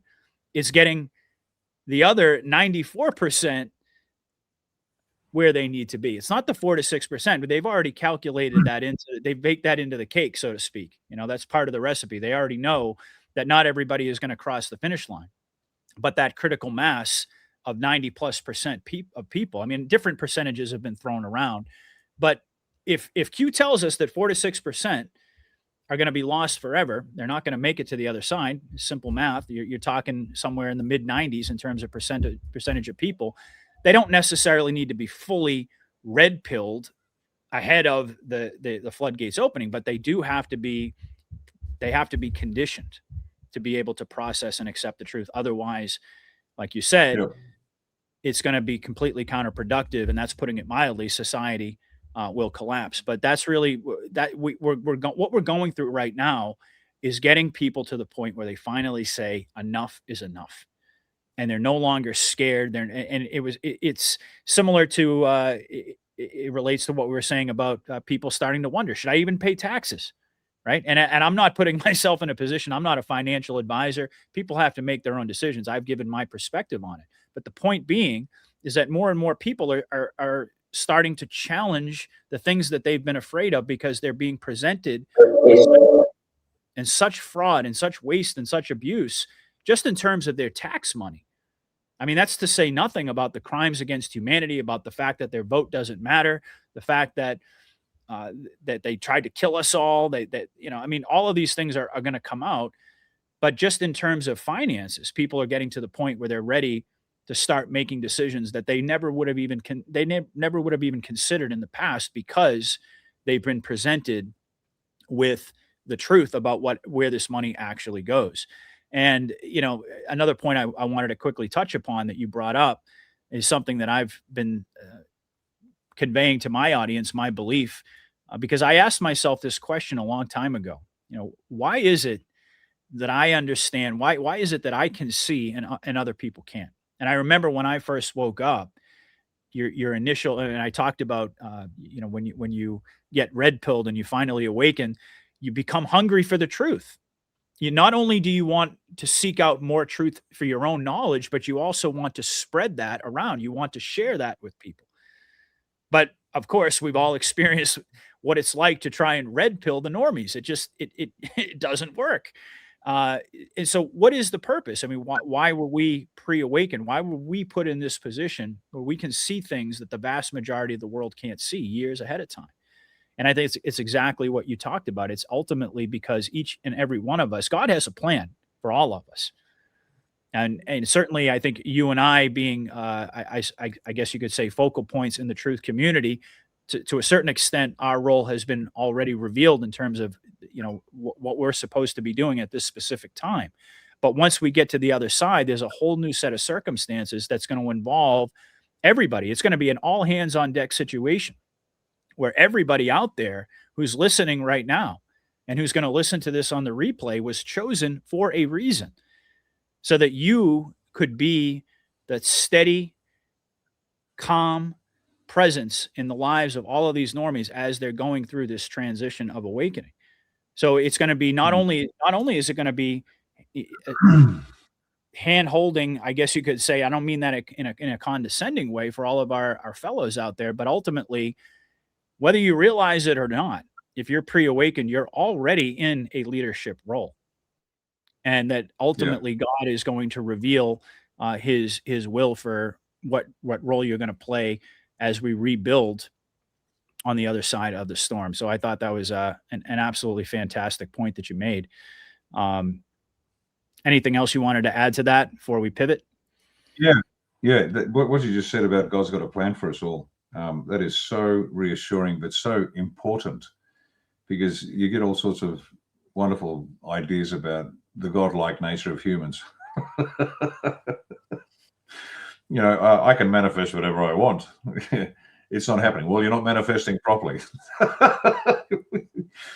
Okay, let's just put this into perspective. Do we have the capacity to create circumstance? Of course we do. Can we set plans and put out a timeline and a couple of hurdles to get over and eventually achieve our? Absolutely. But understand this, and this is for everybody out there who doesn't get it. Do you think Jesus Christ lacked the capacity to manifest, and yet he ended up on a tree dying the most gruesome death of the time because he couldn't manifest? No, there was a plan. And it is absolutely wonderful to know that God has a plan for every one of us, not just the important people, not just the people on a screen. Every one of us. This is the beauty of Christianity. We are all equal in the eyes of God. Some of us can run fast, some can swim, some can cook, some can write music, some are just the best parents.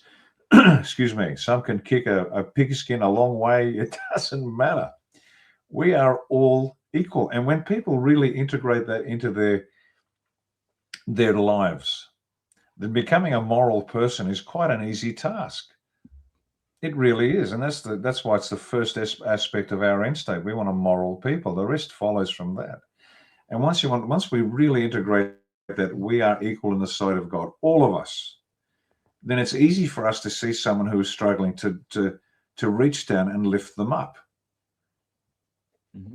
And that's what we all must do as leaders. Now, that's because somebody had the grace to reach down and lift us up when we were struggling. And so we just continue it. And so that line of yours is just brilliant. There is a plan for every single one of us. None of us gets left behind unless we choose to walk away. I couldn't agree more. And on the other side of all this, it's been said in many different ways by many different people out there. But the way that, and this ties directly back into what we were talking about in terms of people being hungry for the truth. For so long, people have been conditioned to be comfortable in ignorance. Like that is, I guess that's probably the best way to describe a normie, right? Is somebody who's just been conditioned to be comfortable in their ignorance, and they've just accepted that the reality that's been the matrix, not the reality, but the reality that's been presented to them, which is indeed the matrix. They become so uh, they become so accustomed to that mentality, to that level of consciousness, that low level of consciousness. But once the truth gets infused into these people's minds, it's going to radically transform people. It's not going to happen overnight. I mean, there's going to be a grieving process. People are not going to want to believe the truth. The various different phases of grief, which I think you and I have talked about in the past, we're going to see that manifest on the grand scale. But on the other side of that, for a vast majority of the population of the world, people are going to go through a process of entirely reprioritizing their lives. It's like, once you get awakened and you realize the true nature of the world and that everything is a deception and that everything is a lie, you never look at anything the same way again. And what naturally happens as a byproduct of that is that you reprioritize everything in terms of what you're willing to devote your time and your energy and your focus to, because you realize that some things just simply don't matter. And that, I do believe, is going to be the great awakening. It's not just so much about, revealing the evil and exposing all of this darkness, but rather it's the shift in consciousness of humanity, where we go from wallowing in ignorance to suddenly being awake and aware, and gravitating toward, instead of gravitating toward comfort, like you talked about, of your countrymen, just want to sit back and they just want a cold beer, and they want some nice grilled food on the barbecue and to watch a sporting event. I mean, that describes a vast majority of the world. I think that on the other side of this, people are going to look at all that and they're going to say, my goodness, I can't believe I was wasting all of my time and my energy thinking about this when we were so close to the edge of destruction.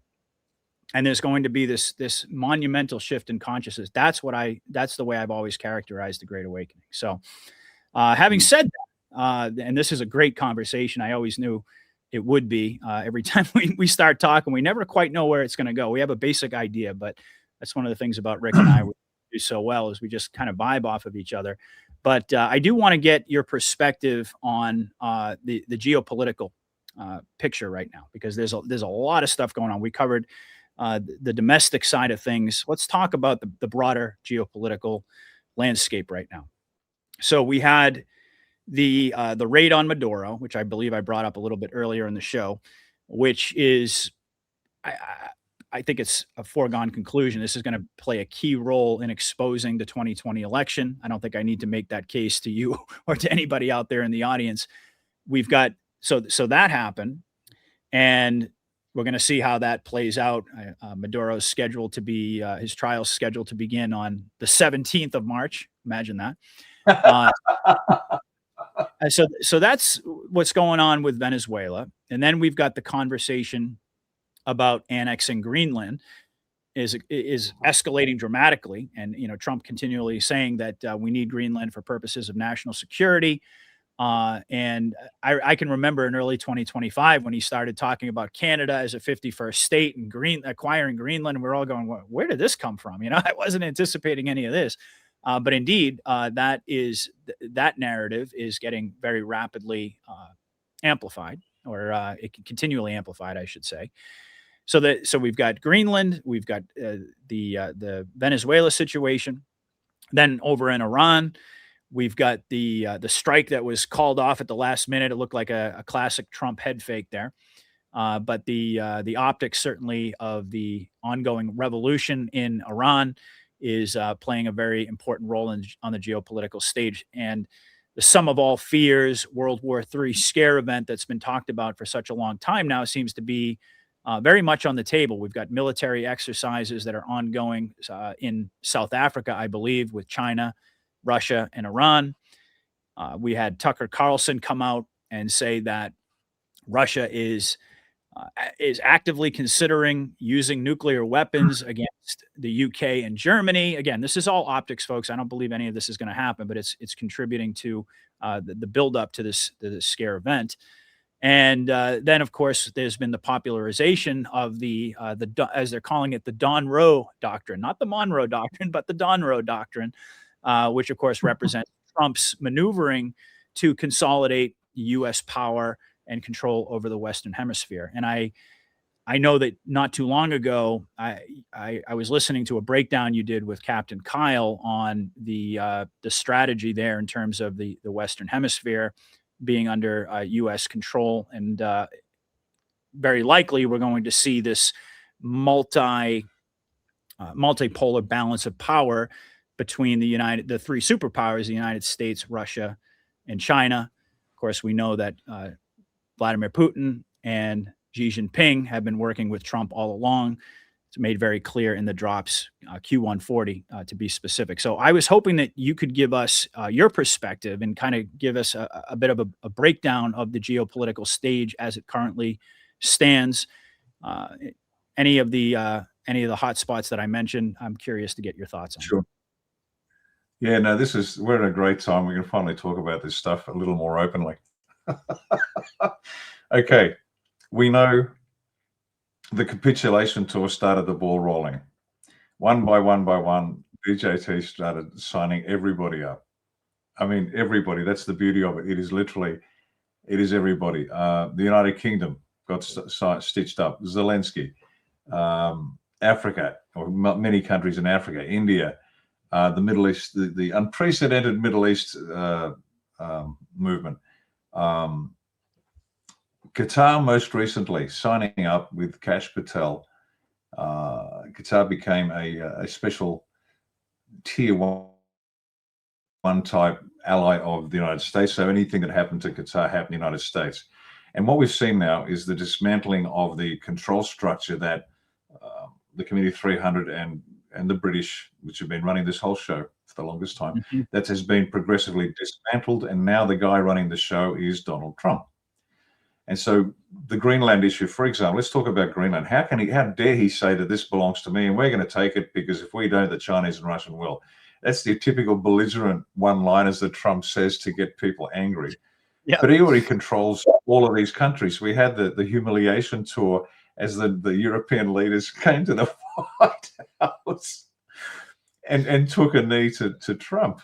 And that was to show that he controls the world. And not because he's got the biggest military, which he does, and not because he's not afraid to use the military, which he will, but because it's all legal. Why? Because all of the corporations that control the planet were, like any corporation, can be taken over, can be bankrupted, can be bought and sold. And so when he tells good old anybody, I like that land, I'm taking it. That's because the deal's been done. He's taking it and he's making it look like it's just an act of bravado and I'm the biggest bully on the block. But the reality is it all has a legal underpinning to it. Yep. And so he's running, folks, newsflash, if you hadn't seen it, he's running the planet. Now, maybe I shouldn't say that so explicitly, but if you're wondering why all this stuff happened, he says the most amazing stuff, and there seems to be no legitimate pushback. It's just a rant here and a rant there, but he just moves on because it's all being done. Now, does that mean he wants to be king of the world? Absolutely not. Absolutely not. That is not the purpose of this. Once again, he wants us to run our own countries. But he has dismantled the fake and sometimes real tensions between nations, and everyone's going to have to behave themselves unless they get a backhander from dad. You know, Trump walks in with big dad energy, settles down all the kids that are fighting in the rumpus room, right? That's literally how he's talking. He's saying, Iran, you better behave. He's literally talking like daddy down to his kids. And I think that's a comment. And so what happened? Yeah. And it's all underpinned by this lawful legal control mechanism, which has been used against all of us for the longest time. That's been now taken over and he's now running the show. but he's now running it in a moral way, and he's giving us opportunities to step up and demonstrate that we have the desire, the ability to do what's right for our people, to serve our people. That's the point. He's not looking for the next national leader that can speak with rounded vowels and inspire his people. No, he's looking for somebody who actually wants to serve. This is servant leadership at its greatest. If anybody has the privilege to represent their people, whether it's in a county or a state or a federal, it's about servant leadership. You serve the people. It's an inverted triangle, so to speak. The people are on top and you're underneath doing what you're told to the best of your ability. So that's what's going on. So that's the big picture. So when he says we're going to control the Western Hemisphere, yeah, that's because he's going to make his way down from Venezuela all the way down to Tierra del Fuego, the land of fire at the bottom. And he's going to make sure the kids don't misbehave. Now, if that sounds a little condescending, suck it up, princess, because when dad's gone and mum's not there and the kids are in the rumpus room, you come back and the place is a mess. There's crap everywhere. Nobody's done the dishes. The scrambled eggs under the table. The dog's now licking up something that he dragged in from outside. And thankfully, dad and mum come home. They clean up the mess. They hold the kids. And I actually had this experience when I first graduated. It was funny as you got to turn up with that big dad energy. I just joined my first platoon as an infantry platoon commander. Just graduated, and the battalion was already out scrubbed. The brigade was out scrubbed, and I got trucked in, and I met my platoon sergeant, and he was a champion of a guy, just brilliant, brilliant guy. And he said, "Oh, sir, welcome to the platoon, 3 platoon, A company, 2nd, 4th battalion. Look, small problem. 2 of the section commanders, in our parlance, so your squad leaders. In our army, they're corporals, and yours, they're sergeants. The 2 squad leaders, I'll use your language, had a bit of a dust up in front of the troops. Do you want me to handle it?" And I thought, no, this is a good chance for me to stamp my authority on the platoon. So the sergeant he brought him up, these 2 corporals. And I said, in very colourful military language, pull your fucking heads in. You got a responsibility. Man, you do that again, I'll fucking take out myself. And the sergeant was sort of standing behind them with his arm folded going, yeah. He heard exactly what he wanted to hear. He had a platoon commander that knew what he had to do and was willing to do it. Now, I'm not suggesting that's the way you do it, because I have my leadership style. Other people have theirs. That's the way I did it. So I stamped my authority on that platoon really quick, smart. And I said to them, don't shake hands. That's bullshit. Just get back and get your job done. And they went. And that's what's happening on a global scale. The big dad energy of Donald Trump is in there. The sometimes nonsensical conflicts between nations, the sometimes real conflicts between nations, sort it out. This is enough. You will sort it out whether you like it or not, or you won't be here much longer. And because most of these national leaders are egocentric tosses anyway, they want the job, so they'll do what they're now told. And so that's what's going on. That sets the scene for the geopolitical status of the planet. It's brilliant. It's just so cool. Now we can dive down into each country, and as I said, the Venezuela issue is big because it's to do with, is it about drug trafficking? Insofar as that provides the cash which allows them to then control whatever they want to control through Cuba and through China and everywhere else. Maduro's no great cabal leader. He's just another puppet, like all the rest of them. And what happened did happen, but not when you thought it happened. So you just make that point. Yeah. Brave men did go in and do brave things, but it wasn't the week before last. This was some time ago, and now it's allowed to come out. You don't go on stage until the actors are well rehearsed and they know their lines and the blocking's in place and they know where to stand and what they have to do, and then they leave the stage, right? So that did occur. So brave men do brave things, just so you're aware. It's a movie, but not without risk.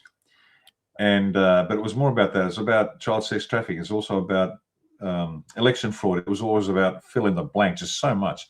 And as I think I said previously somewhere, he's going to continue working down to South America, not because he wants to control South America, but he wants the South American countries to start serving their people. Somebody had to say it, and it fell to him to do it.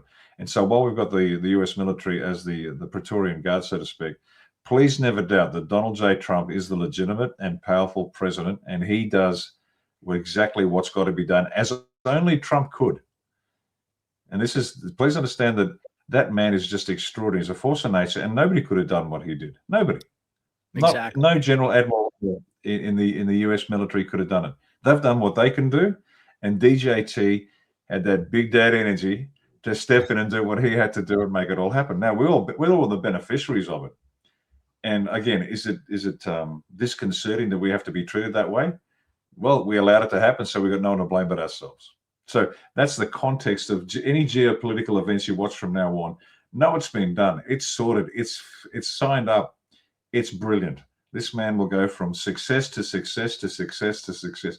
I think last year I said when they were facing the no, when was it? My God, the years are flying past too quickly. The certification of the election where Pence didn't do what he was supposed to do, and I said it's okay from here on. Everything after that one, the next one, all be good, because in a crisis situation there are three things you got to deal with. It doesn't matter whether you're a president or a corporation. One, continuity of operations. You've got to keep the company running. Two, you got to make sure you're doing everything legally. Three, brand management is critical. You cannot let the brand be damaged to the least degree. And DJT was the brand, and what happened? Everywhere Trump goes, the doors open and good things occur. And that's just going to continue, particularly now when there's going to be some very nasty revelations, and we're going to need a psychological anchor to hold on to make sure we get through it. And that's what Trump only Trump could do. So that's an overview of geopolitical. That's the prism we should look at every event we see from now on. I agree. Absolutely. And like we were saying a little bit earlier, the military is the force behind Trump, but nobody, as you just said, nobody could pull this off other than Donald Trump. Yeah. He's literally, he was chosen. We were just talking about God has a plan for all of us. Donald Trump was chosen. He was born for this. And I don't think I have to make that case for this audience, but you're absolutely spot on. So let me pull up, I actually put out a post on the geopolitical situation. And I'm curious to get your take on it, because I did get a pretty positive response to this on X. So let me go ahead and pull it up and I'll read it. And I'm curious to hear your take. It's sort of a broad spectrum overview of where we're at right now in terms of the multipolar balance of power that I was referencing a moment ago, and the fact that everything that we're witnessing right now play out is actually a replay. Like you said, brave men have done brave things, but they're not doing it in real time. We're actually watching the replay of events that have already transpired. So with that, let me pull up this post. I'll read it really quickly, and I want to hear your feedback. So I wrote, nobody wants another U.S. war. Of course, that's the big, black pill right now. Oh, Trump's going to get us into another war, and we're going to go to war for Israel, and all of that nonsense, right? I mean, it's totally laughable. But nobody wants another U.S. war. But what so many people fail to understand is that there isn't going to be one. Why? Because it already happened. All of the optics we're being subjected to are necessary to create the illusion that's going to bring us to the precipice. I just said this before. None of this is playing out in real time. Replays are necessary. And this is the part here that I'm very curious to hear your take on as well. There's no way the white hats would risk taking us to the edge of destruction while the enemy still had any power. They're already dead. And then I went on to say Venezuela, Iran, Cuba, Mexico, Colombia, Ukraine, Taiwan. What did they all have in common? All of them were cabal strongholds, and all of them have already been dealt with. What we're currently witnessing is the single greatest covert military operation in world history gradually being revealed to the public. Once you understand that, everything else makes sense. Israel's being saved for last. It's that simple. Enjoy the show. So, it was kind of like a snapshot of the way I see the geopolitical picture right now, but I'm curious to get your take. Am I over the target, or am I missing something here? No, you're right. You're right over the target. You're making a lot of sense. It's exactly right. That's exactly what's occurred. And if people think that that's not true, let me break some bad news to you, NFL fans that haven't seen the truth yet. Every game you've watched for years and years has been completely scripted. Every catch, every injury, every win, every loss, absolutely scripted. It's classified as entertainment, not sport. Therefore, it can be fallacious. So I hate to break the news to you once again. Don't shoot me. I'm just a piano player. I'm just singing a song. But the fact is, it's all being scripted, everything. And so once again, what the white hats are now doing, they're flipping the tables. They're doing to the bad guys what the bad guys have been doing to us for the longest time. So all of this is all scripted. What makes a great movie? Great actors, central casting. The comms have been out there. We know that's the case. So what you said is exactly right. Now, I just would add one thing. All those countries you mentioned are cabal strongholds. That's true. There are others where they're strongholds, but not because of our influence on the world, but because of what's been going on here. And let me give you an example, Australia being one. There's been some extremely nasty stuff going on underground in Australia for a long time now. But Australia, my understanding, was to be the cabal center of operations for the next 1,000 years. Why is that? Small, dumb population, all the resources you want. That's why a lot of our natural resources, and we're something like, I think, 7th in the world, or very close to Saudi and the rest of them in terms of natural resources, and yet we're not being strip mined like the rest of the planet because the cabal wanted to hang on to the resources. And it didn't matter what it was. So it's got all the resources in the world. It's an island continent, plenty of space. You can't get here easily. There's no contiguous land operations, land borders rather. But Australia is Israel's last. I get that. That's in terms of the power structure of the planet. Australia isn't part of the power structure at all, but there's some very nasty stuff going on. So when Australia gets revealed, what's going on in this country gets revealed, there'll be a lot of misery down in the great southern land. So yes, what you've said is correct, but there are other countries where a lot of bad things have happened. That will come out in time, and Oz is going to be one of them. So it's going to be as I said, it's going to be a bittersweet year and a bittersweet decade to follow. But yes, your summary is right on point. Well, thank you. I appreciate that. And you're the guy that I would want to run that by to say, okay, Rick, what am I missing here? And if there's anything that I'm not quite picking up in terms of the big picture, you're the guy that I would refer to. So I appreciate you giving me that feedback, really just on behalf of my audience. I do the best I can to try to paint a picture for everybody. And since you mentioned specifically Australia, I know that you and I had discussed prior to going live here that we were going to bring up the hate speech laws that have been recently proposed, and I actually got them. I think I got them on X here. Let me go ahead and pull that up so folks can see.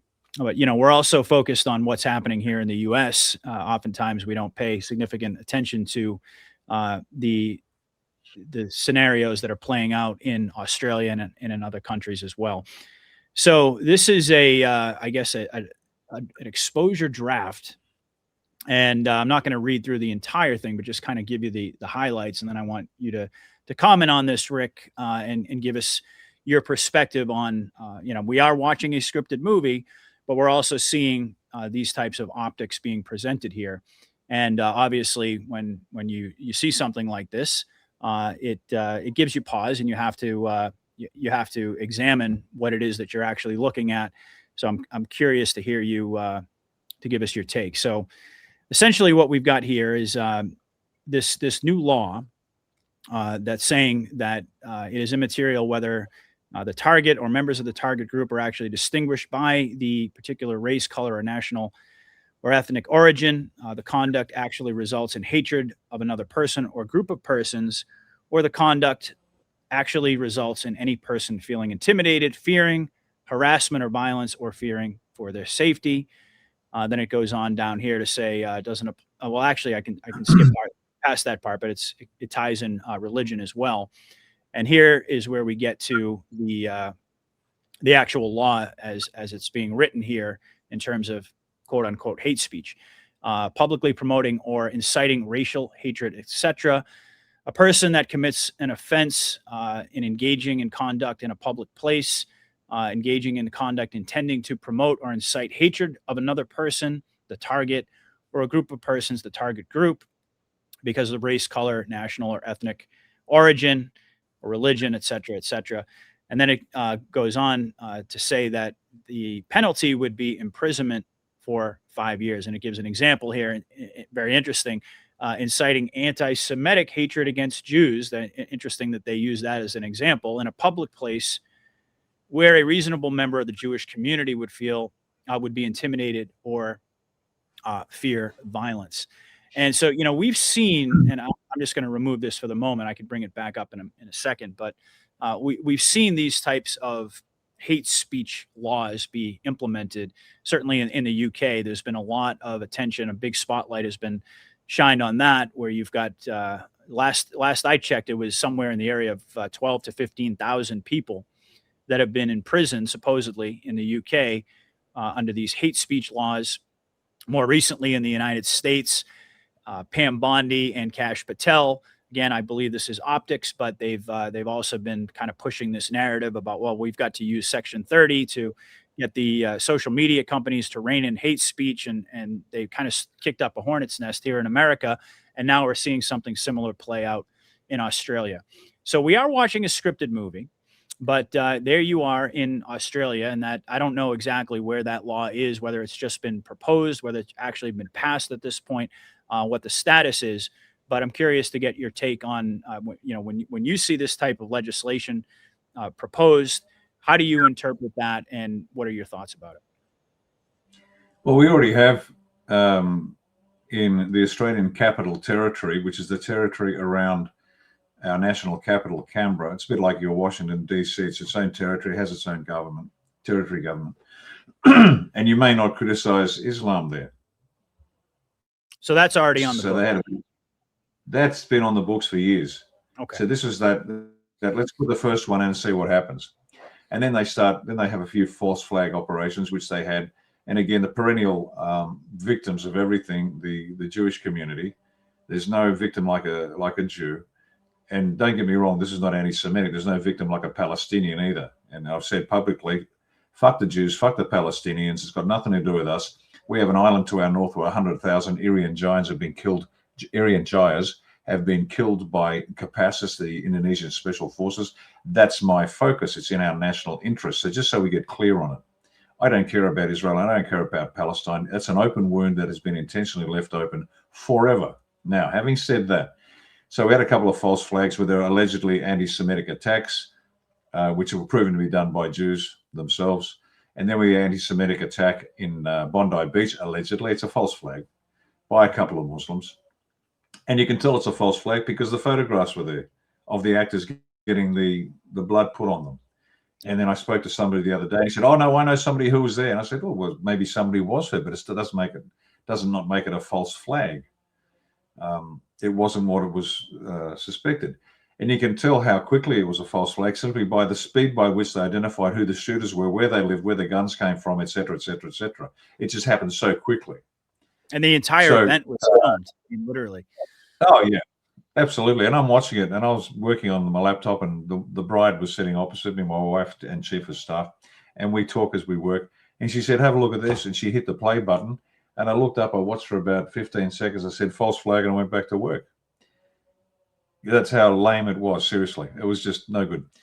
Point is, that was there in order to generate an excuse for these laws. Now, once again, it is a script. It's part of the show.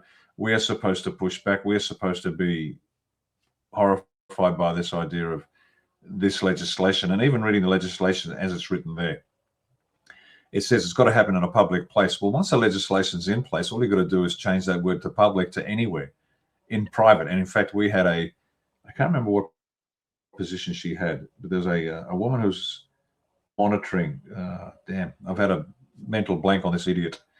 But basically she said, it's terrible at some point, they'll sit around their kitchen table and say nasty things to people. So literally that was their objective rather, to eventually get to the point where you can't voice an opinion. Yep. And that legislation, there is no identified victim. There's no identified crime being committed. And yet if someone feels intimidated, well, here's one for the Jews. Fuck you. Now come and sue me on this one. I've had a gutful of the Jewish community, not Jaime, who runs the local kosher deli. I'm talking about the state of Israel. When was the last time you did anything for anybody? How many times do you have to trot out this number of 6 million? How many times do you have to cut the foreskins off of your little boys and have some rabbi suck on it and call it religious duty. You're a bunch of sickos that are reading the Talmud, which is ancient Babylonian religion that was meshed into the original Hebrew religion. So what you're following is a bunch of nonsense. Now, if the Jews feel intimidated, good, because I want you and your ridiculous religion, if you wish to impose it, out of the country. Why? Because you're a bunch of supremacists, just like the Muslims are supremacists, just like the Hindus are supremacists. That is inconsistent with living and working in this country.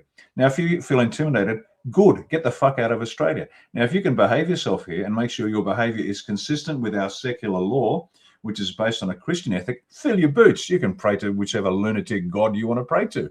By the way, the Jews' God sounds like some adolescent that's been denied a beer for the first time when he turns 13. I am a jealous God. Fucking really. You lunatics. Now, I'm being obviously offensive because I want you to feel intimidated because you have no place in this country. Your practices, if you practice them, have no place, just like the Muslims and the Hindus and everybody else. This is a Christian country. Your behavior must be consistent with our secular law, which is based on a Christian ethic. I don't know how clear I can make this. I don't like Jews or hate Jews. Just behave yourself. I don't hate or like Muslims. Behave yourself. I don't like and dislike Hindus. Behave yourself. The first step to this country is that we're a moral people, and everybody agrees on morality. Well, here's our definition. A moral people is a group that agrees the difference between right and wrong, and then thinks, speaks, and acts to advance the right and eradicate the wrong. Now, if you think marrying a girl at 6 and consummating that marriage at 9 is good, I've got bad news for you, and I hope you feel intimidated, every Muslim out there. You'll be hung by your neck till dead, because that's called pedophilia. That's right. Now, fortunately, in this country, we have, in the state of Victoria, which is our most left-leaning state, we have judges that say, "Oh, well, he didn't know. It's okay. It's culturally appropriate for him. Let's let him off." Those days are gone. So you should be intimidated. It doesn't even begin to what you should be feeling. You should be terrified. You should be applying for a passport to get the fuck out of Australia and take your shit with you, because that will not be tolerated in this country. This is a Christian nation. We're not handing it over. And one more time, for the dense ones out there with an IQ of lukewarm water because you're consanguination, because you marry your cousins. If you don't get it, believe anything you want to believe, but your actions must be you must be consistent with Australian secular law, which is based on Christianity. Now, what I've just done quite intentionally and rudely, and I did that for effect, was to show you what I'm making a reasonable statement in terms of what I want for this country. Now, if the Jews, the Muslims, and the Hindus and anybody else is offended, I don't care. I really don't care, because your insane beliefs are killing our children. Now, you can stay here. You can have a fruitful life. That anybody who tries to bring that nonsense into this country or curtail our right to say that you're full of it, you're on a very fast track to a very bad place. So, as I said, I did that on purpose. I did that for effect. I was a bit energized, just to let people know that there's worse things than saying the Jews are a well, that's it. Come and sue me. Come and get me. Remember that slide we saw earlier about resisting despotism? Mm-hmm. That's what it looks like, folks. That is a prima facie example of saying, you have no standing. You're a bunch of frauds, and I don't care what rules you write. I'm not following your orders anymore. Signing off. So you get my drift now. So that's what we're talking about with this ridiculous law. People have to stand up and go, no. How does that mean somebody that is prejudicial against an individual because of their color or their beliefs? No. But if they're antithetical to the good order of this country, to social cohesion, to morality, to all those things, then yeah, you're going to have a problem. You're going to have a problem. Otherwise, hey, welcome to Oz. Have a great time. Amen, brother. Absolutely. And I think that what you just conveyed, I personally believe is the whole reason that we're seeing all of these hate speech laws and all of these reports about people getting thrown in jail for social media posts, to do exactly that. Going back to what we were saying about the need to go through the pain and the need to ultimately be able to find the will to defy tyranny, to overcome that fear, to push people to the brink, to push people to the precipice. Now, I don't know I can't answer the question. Like, some people will ask me, well, Patriot, do you think that there's actually 12, 15,000 people who have been imprisoned in the UK for hate speech laws? I don't know. I honestly don't know how much of that is optical and how much of that is actually real and playing out. But regardless, I believe that the ultimate design is to get people to that point where they're no longer afraid to stand up and to say, this is our country. This is our moral code. This is how we define morality. And in order to be coexisting with us as Christians in our country, you have to behave. It's like a common theme we've been talking about, like we talked about with Trump being the big daddy in the room. But ultimately, I think is trickling down to all of the people to get people to rise up and to just say enough is enough. Yeah. Look, I've lived in other countries for many years. The longest time was 5 years in the Emirates. And as a good guest in somebody else's country, I observed the social and religious mores as appropriate when I was in that country, because I was a guest in somebody's home. Mm-hmm. I didn't go during Ramadan. I didn't go outside and shove a hamburger in my face and have a cigarette and a drink of water. I was respectful of their beliefs, not because I agreed with it, but because I was a guest in somebody's home. And, same thing. You come to our country, you're a guest. Be polite, be nice. It's not that hard. It's not. And what we're seeing is the exact opposite. I mean, just look at all the videos out there of all the Somalis who are basically saying, this is our country and Americans were taken over. And, the Muslims saying that they're going to implement Sharia law and all of this stuff, just being overtly belligerent.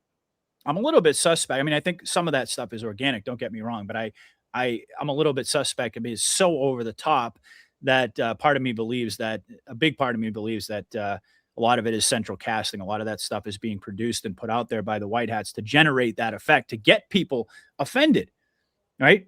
And not the people out there who are running amok and basically taking advantage of our free society, but the people who are actually living in that society, the ones who are paying taxes, the ones who are doing all the heavy lifting, who are being defrauded and basically disrespected at every turn. I think that's really the design behind that, is to ultimately galvanize the people, not to incite hatred against a group of people. That's not what it's all about. And that's exactly what you articulated. And I've said this over and over. It's not about, and when we talk about Israel, we're not talking about every Jew on the planet. And just like with every other group, I mean, there's good elements and there's bad elements in every group. But ultimately, in order for us to move forward as a society, to rebuild from the ground up, we have to have this base of understanding of, this is what a moral people and a moral culture does and operates. This is how we behave. And you have to conform to that if you're going to coexist amongst us. And that's a consistent message that you've been laying out there for quite some time. And all of this stuff with the Quality Layering Center in Somalia and illustrating all of the fraud and just seeing all of these people out there, they're just throwing it in our faces over and over and over and over again. To me, that can't be organic. I've said many, many times, if it's over the top, it's an op, or at least it's part of it. Doesn't mean that there aren't certain elements of it that are organic and real. But I would say, at least in my opinion, a vast majority of what we're seeing is being scripted for that very reason. Yeah, I'd agree with you on that. Although, having said that, you'd be amazed what passes for normal in some of these countries overseas. You'd think that can't be real, but it is. It's well, yeah, right. Yeah, but if they want to do that, if they want to do that in their country, in their space, that's, as far as I'm concerned, that's not our primary concern. But what is our primary concern is it playing out in amongst all of us, and us being victimized by this invasion, ultimately, that's been engineered by the enemy to do exactly what it's done, to balk the population. There is a moral element that transcends national boundaries, because at the moment we trade with China. Australia has been maneuvered into a situation where we've lost all our manufacturing. That's now outsourced to China, and we are thereby compelled to trade with them. Now, China, we know, is a despicable nation in terms of its treatment, say, of the workers. Basically they have a slave economy. They harvest organs from the Falun Gong as well for the, they are the ethnic, oh no, the Falun Gong, who are the meditators. They're very healthy individuals. You can order a heart, lung, whatever you need. Just order online and they'll deliver it. No waiting for somebody to die, none of that inconvenient waiting. They also harvest organs from the Uyghur, who are the ethnic Chinese Muslims for the Middle Eastern market. You want a halal heart lung operation? No problem. We've got somebody, we'll take it out of them and put it in you within a week or two. That's going to end. Yep. Because this is where our convenience, our wealth is predicated on slaves. Our wealth is predicated on the murder of individuals. That's got to stop.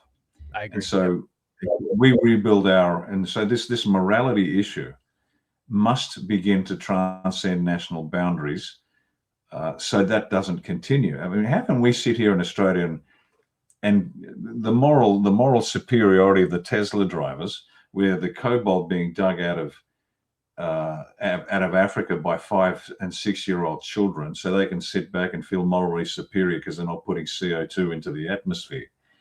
How can they feel morally superior when they're selling their grain, their barley and wine to a country that rips organs out of people to make somebody else healthy, and they just kill people? That's got to end.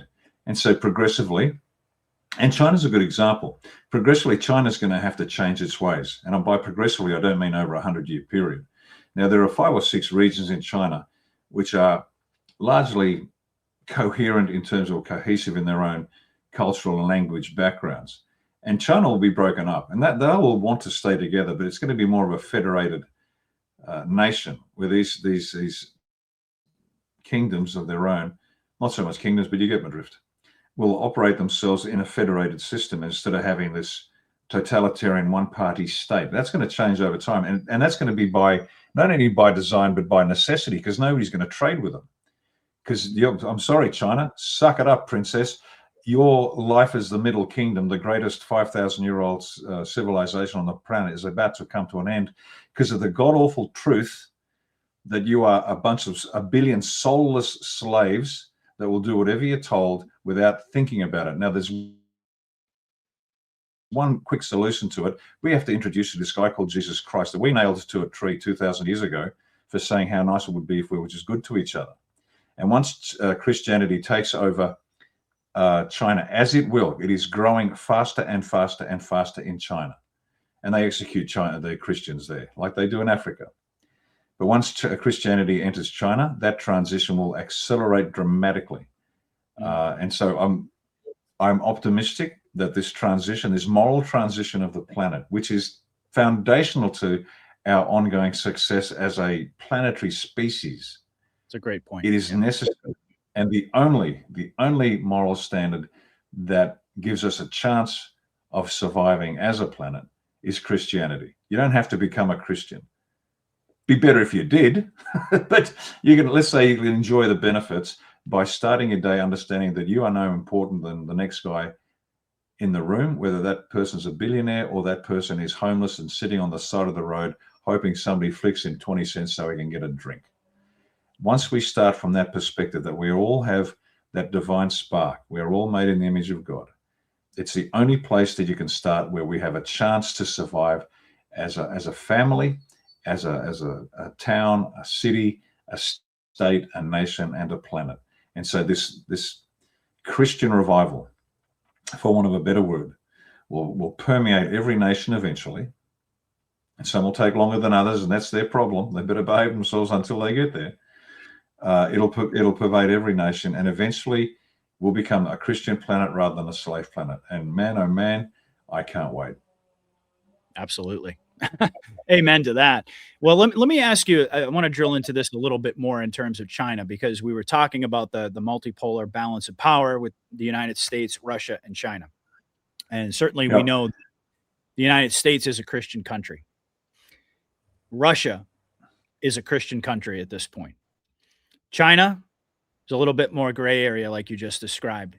Now, we do believe, or at least, and I know that you're in agreement that there's been this alliance between these 3 leaders, Trump, Xi, and Putin.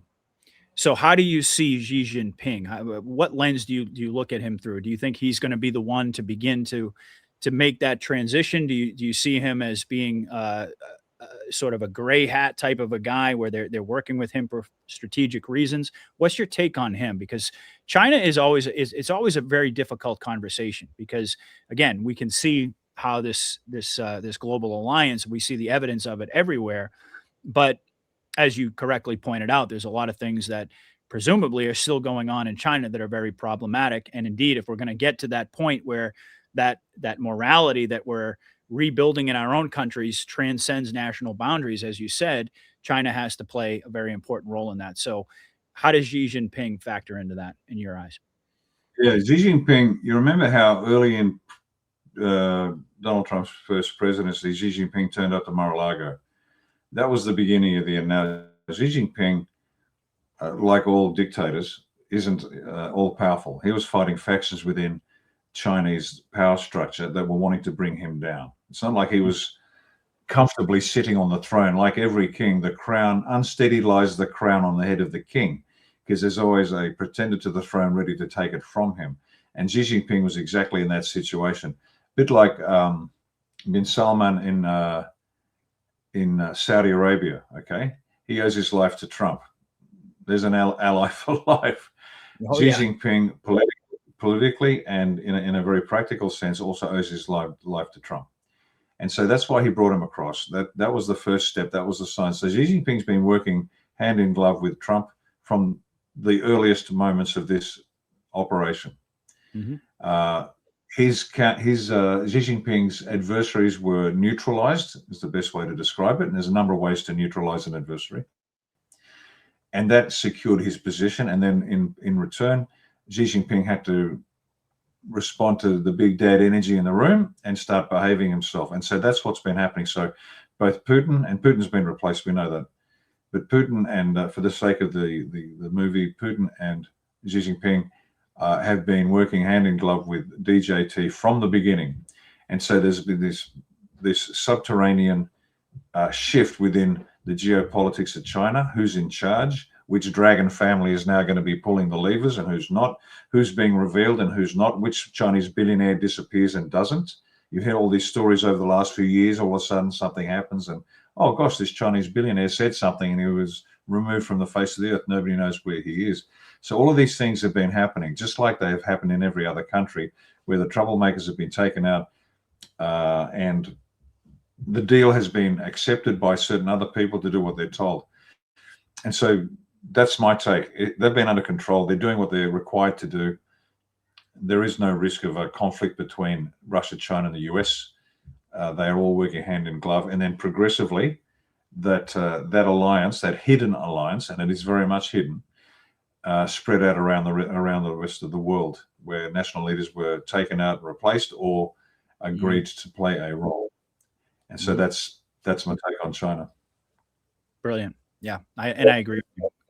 All right. Well, we've been on now for a couple of hours, but I did want to briefly touch upon the financial element of everything that's going on here in this fifth generation war.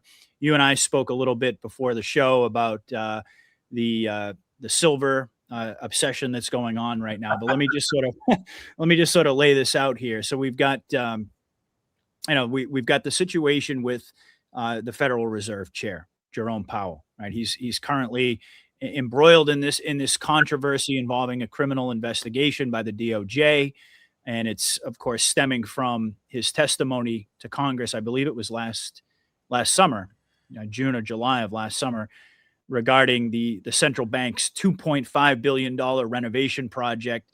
And there's this big question about Trump keeps highlighting it. He's saying, I could have done this job for 25 million. What's up with this? It's a relatively small building. It's the most expensive project in construction project in history. Something's not right here. So we've got, and I believe it was just a few days ago, January 11th or 10th or something like that, where the DOJ served grand jury subpoenas on the Federal Reserve, threatening a criminal indictment against Powell related to that testimony. So there's that piece. And then, of course, we've got the explosion in precious metals, which has been the one of the main subjects that you've seen batted around on social media. Of course, people are really excited about that, and for good reason, not just simply because they're trying to make a buck, but also as silver prices continue to skyrocket, confidence in that's direct evidence that confidence in the fiat system, which has been eroding for years now, is finally beginning to manifest in a very big way, to such an extent that it was just reported the other day that the US Mint has suspended the sale of all numismatic products because of this unprecedented demand and the fact that the price is moving so quickly, et cetera. So people around the world, they're waking up, and this is the good part. I think people are waking up to the debt prison, and they're seeking shelter in tangible assets. And I would probably argue that just about everybody listening, and certainly you and I, have seen this coming for a very long time, and therefore have made our investments. But this is a very strong indication, in my opinion, that we are very close to a breaking point, which, regardless of how it plays out, is undoubtedly going to usher in a new monetary system.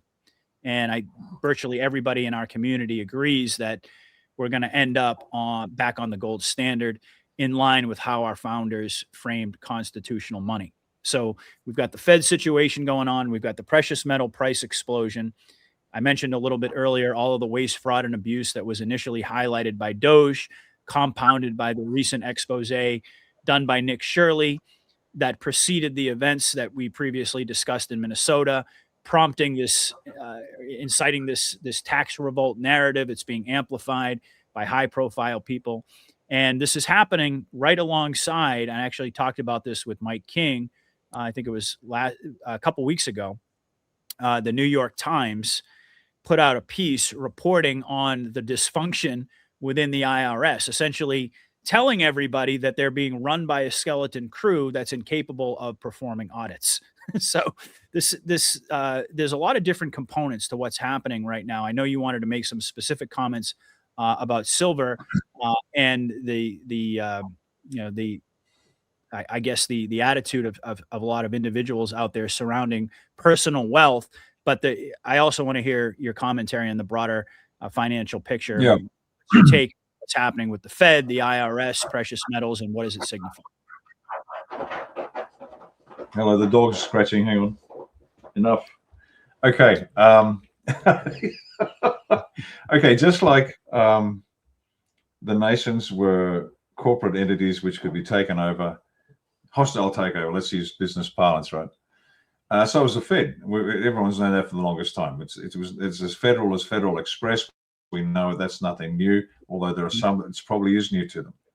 And so the Fed was independent of the government, and but Trump is behaving like he owns it. Now, why would he be behaving like he owns it? Maybe he does. That's the point. He does. He took control. He took control of that for a long time ago. But again, it's the slow rollout of the news to slowly watch the Fed getting a bit of a backhander. And in Trump's inimitable style, I could have done it for a whole lot less. Your Fed Taj Mahal's ridiculous. It's a nonsense complaint, but the purpose of that is to start to get through that social proof that, oh, the president said something nasty about the Fed. Oh, that's excellent. That's new. So he starts off with the Taj Mahal comments, and then he starts slapping them on more substantive issues. So again, he eases the process, but that's because we know he can do it. Then you've got the IRS. The IRS. And this is exactly what people should be doing. I mean, the idea to stop paying tax has been out there forever, but why does it have currency now? Pardon the pun. Why does it have currency now? Because this is exactly what DJT needs everybody to do. This is a collective effort to defy tyranny. No, we're not paying. Now, a lot of us are known for many, many years that tax is voluntary in the US. A lot of people don't know that. A whole lot more don't know it. And they're concerned, and rightly so, that if they do the wrong thing, an audit will come in and their life is now over. But the fact that there aren't enough people to do the audit, big advertisement to everybody in the US, now is the time to collectively stand together, to bind yourselves together as a group, regardless of what your individual challenges might be. And this is reminiscent of the American War of Independence, where Benjamin Franklin drew the snake and each of the 13 colonies, And he said, and the snake was broken up into pieces, join or die. No And die. so the Yes. colonies that were, yeah, you know the one. And so the colonies were violently independent, but on this issue, they agreed to join together. So this is a replay of that moment in American history where as many individuals as possible, as many organizations as possible, get the word out. Everybody in the US, if you represent yourself or you represent an organization of thousands, put it out there. We refuse to pay tax, bring it to a grinding halt, and they can't do a thing about it. This is the evidence that DJT needs and the white hat needs in the minds of the rest of the population that we can do this. We, the American people, can do it. I said some time ago that Donald Trump trusts the American people to save America, and he does. He's giving you now the opportunity to step up and have a second tax revolt and just refuse to pay. And watch what happens. Nothing happens to you. And as the German administrator and philosopher and writer Wolfgang von Goethe said, there's this invisible line that you are terrified to cross. But once you cross and you realize you've survived, there is a power that courses through your veins that you haven't felt before. You are now free. And you've done it once and you'll do it a second, third, fourth, fifth time. It's extraordinary. Once you know you can do it. And I know I've been there on a personal and a professional level. It's like you've got your foot out and it's pitch black and you're going to lean forward and you hope to God there's something solid for you to put your feet on, and you put your foot down and you're there and you cross that line. And once you're on the other side of that line, you look back at the other guy and say, get over here, it's great. And they're all shivering at the edge of this line, terrified to cross the line. Ladies and gentlemen of the United States, at the risk of giving you advice you don't need to hear from a foul-mouthed Australian, this is your moment. This is what you can do right now. This is what's got to happen. This is, the question is, what do we do? This is it. What can we do? This is it.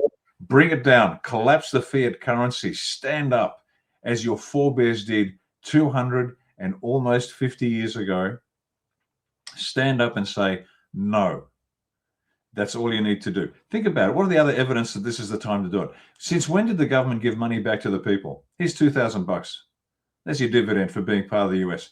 Insurance, I'll tell you what, let's not give it to the insurance companies. Let's give it straight to the people. Buy your own insurance. When did any government, anytime, anywhere do that? Think about it. So the time is now, ladies and gentlemen. Get out there, do it. Spread the word. Don't pay tax.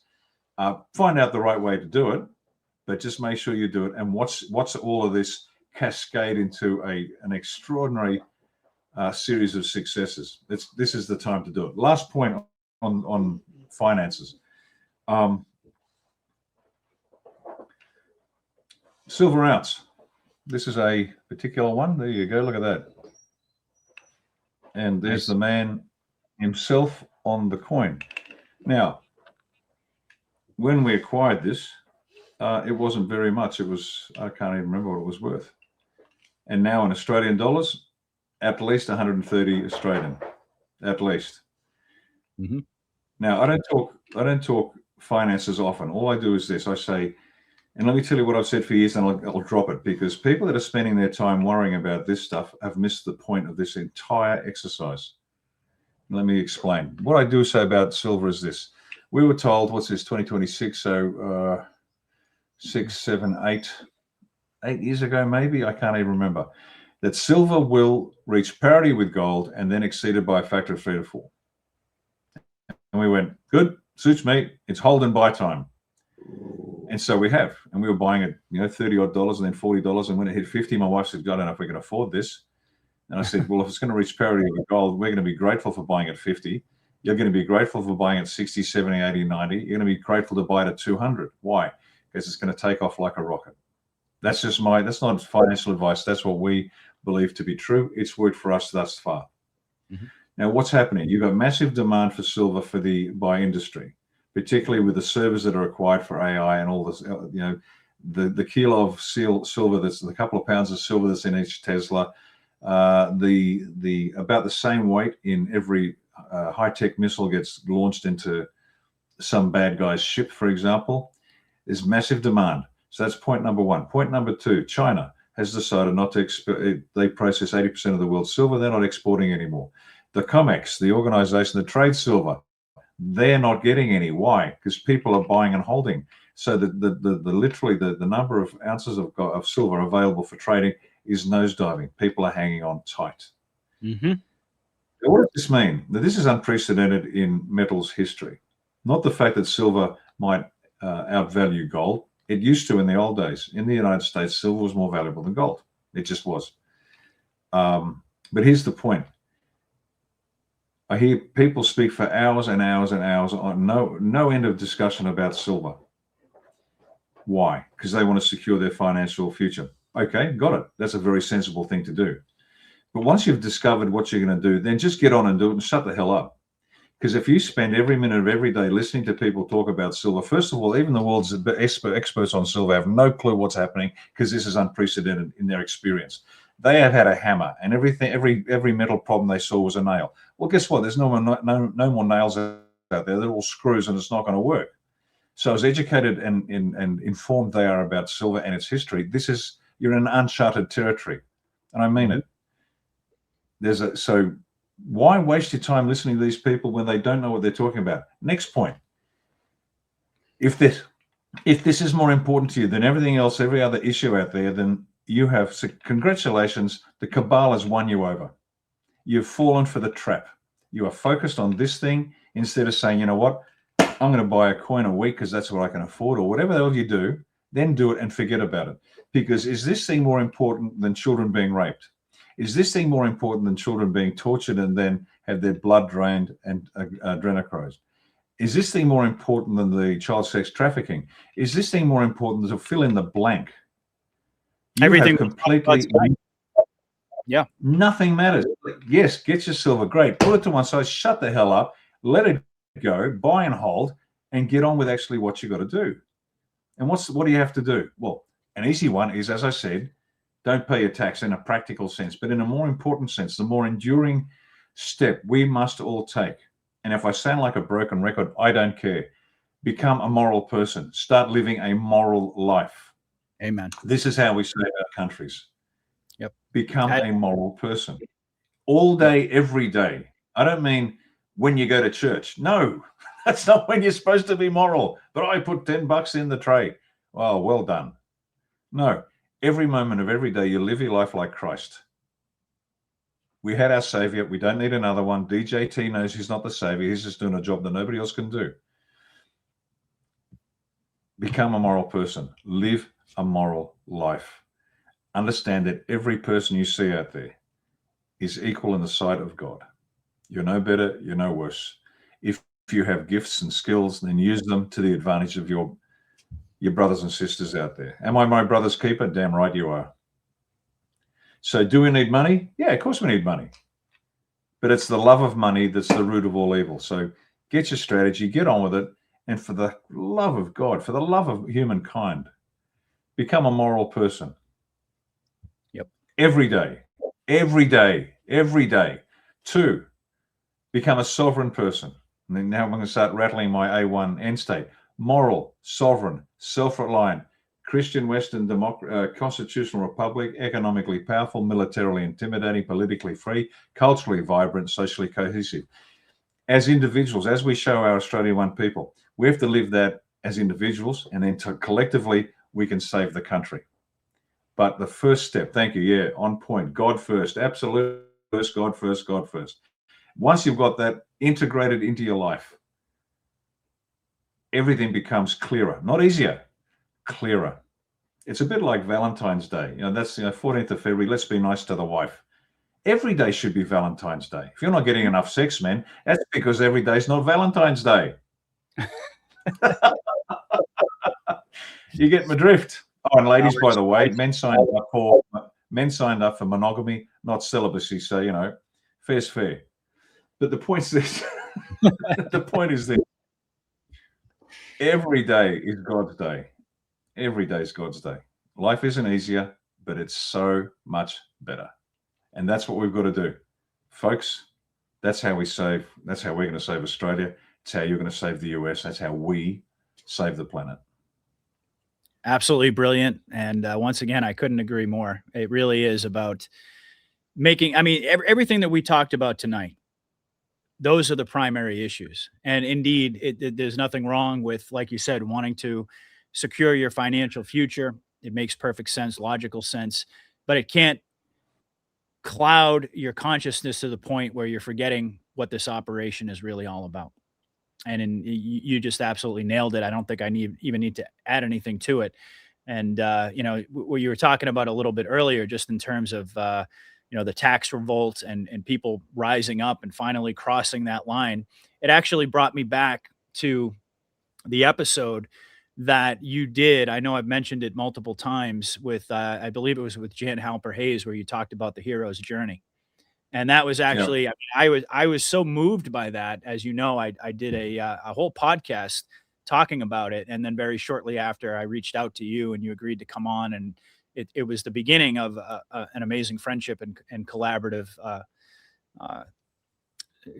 situation between the two of us that we continue to build upon. But that is ultimately, I think, the final step. What you describe. You're facing that fear, like you're looking down into the abyss, and you're thinking to yourself, "My God, I don't know. I'm afraid to take this step." And when you finally do, everything changes at that point. So it's like the final leg of the hero's journey that brings you across that finish line. And after you cross that invisible line, and you realize that there's really nothing to be afraid of, the only thing to fear is fear itself, as we know. Absolutely brilliant point. So, Rick, this has been an amazing conversation. We're at about 2.5 hours right now. So as you know, I could talk to you all day and all night, but we should probably start to wind this down a little bit here. We're getting absolutely incredible reactions from the audience. I just want to thank everybody for tuning in tonight. I've done the best I can to try to highlight as many of the comments without being too distracting here as we're going on back and forth with our conversation. But this has been amazing. So hopefully, Rick, you enjoyed it as much as I did. And indeed, we're going to set one up for the not too distant future. I'd like to have you on once a month, bare minimum. So in closing tonight, as I typically do, I defer to you to offer the audience some words of wisdom. And we painted a pretty comprehensive picture of where we're at right now in terms of the Q operation, in terms of the Great Awakening, in terms of our priorities and our consciousness and moving to that next level. But as we embrace where we're at right now, and we brace ourselves for what's to come, what words of wisdom, in addition to what you've already offered tonight, can you leave us with, and specifically for the folks out there in the audience, to help them to stay grounded as we get into the eye of the storm? Because I think both of us would agree it's going to get a lot more turbulent before the clouds finally disappear, and we realize finally that we're in the midst of this golden age. So what do you want to leave us with tonight? Let me just share with you, if I can, a slide that I played last Wednesday to my Australian audience as part of my weekly green room. And I was talking about the advantages of a constitutional republic. And the question is, who is supporting us? So if you can I've just shared screen. If you can bring that up, please, Patriot. And I'll take you through these inspiring words. You're good to go. Okay, we're good to go? Yes, sir. Right. And these words are from a gentleman called William Hutchinson Murray, 1913 to 1996, from his 1951 book entitled The Scottish Himalayan Expedition. And this is the beauty of reading, ladies and gentlemen. If you can read, you have the wisdom of the ages at your fingertips, and don't trust AI, for God's sake. But the question is, who's supporting us? Why am I quoting this gentleman? Because he and his friends were Scottish mountaineers, and they decided, let's climb the Himalayas. Huge task. And they realized, they looked at each other and said, well, they're great climbers, but they had never organized an expedition on the other side of the world in their lives. And they said, we should do it. And then they put down their deposit for the steamer to travel to Tibet. And then they realized they had done nothing else. And they said, we haven't done anything. And then Murray said, no, we've done everything. We've committed. We've now committed to it. And now we're going forward. So in these next coming days, weeks, months, and years, you're going to have many ideas of things that need to be done, whether it's personal, professional, individual, or collective, makes no difference. And this is just an extraordinarily exciting observation by Murray in his book. And if you're a mountain climber, it's a great book. If you're not, it's interesting. But this is the line that grabbed me, and there's so much to it. Let me read it to you, and just bear this in mind in the years to come. Until one is committed, there is hesitancy, the chance to draw back, always ineffectiveness. Concerning all acts of initiative and creation, there is one elementary truth, the ignorance of which kills countless ideas and splendid plans. That the moment one definitely commits oneself, then providence moves too. All sorts of things occur to help one that would never otherwise have occurred. A whole stream of events issues from the decision, raising in one's favor all manner of unforeseen incidents and meetings and material assistance, which no man could have dreamt would have come his way. I have learned a deep respect for one of Goethe's couplets. Whatever you can do or dream you can do, begin it. Boldness has genius, power, and magic in it. Mm-hmm. So there you go, ladies and gentlemen. It is the most insightful and powerful statement about how we should front load our minds in the coming days, weeks, months, and years when leadership, real leadership, not appointed leadership, but real leadership that comes from here, is required from every individual on the planet. And so if you have that idea, just begin it. Because, and I'm living proof of this. I had crazy ideas of what I wanted to do. And as I stepped forward into the darkness, not knowing whether there was solid ground underneath or not, in many endeavors, not just this one, but in many endeavors throughout my life, just start. And then things start to appear. Phone calls, donations, alliances, friends, assistance, and you find yourself rolling forward. It is just the most brilliant moment. So please remember this. Remember this slide. Print it out. Stick it on. Take a screenshot. Stick it on your wall, and remember it. It is very real. Providence will move the moment you decide to move. That's it. Thanks, mate. I'll tell you that is one heck of a way to end the show. And boy, can I relate to that, because and I know I've said this before to my audience many times, but never in my wildest dreams that I imagined, when I decided I was going to pick up the microphone for the first time and put my voice out there, that anything was going to even happen, that anyone was even going to listen. And from the moment I did that, it's exactly as you described. God started to move.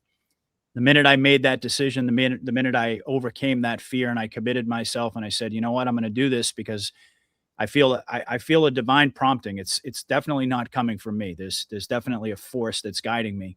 Once I made that decision, my entire life began to take shape. My sense of purpose began to solidify. Everything that I had experienced in the past that felt like a failure started to seem more like preparation.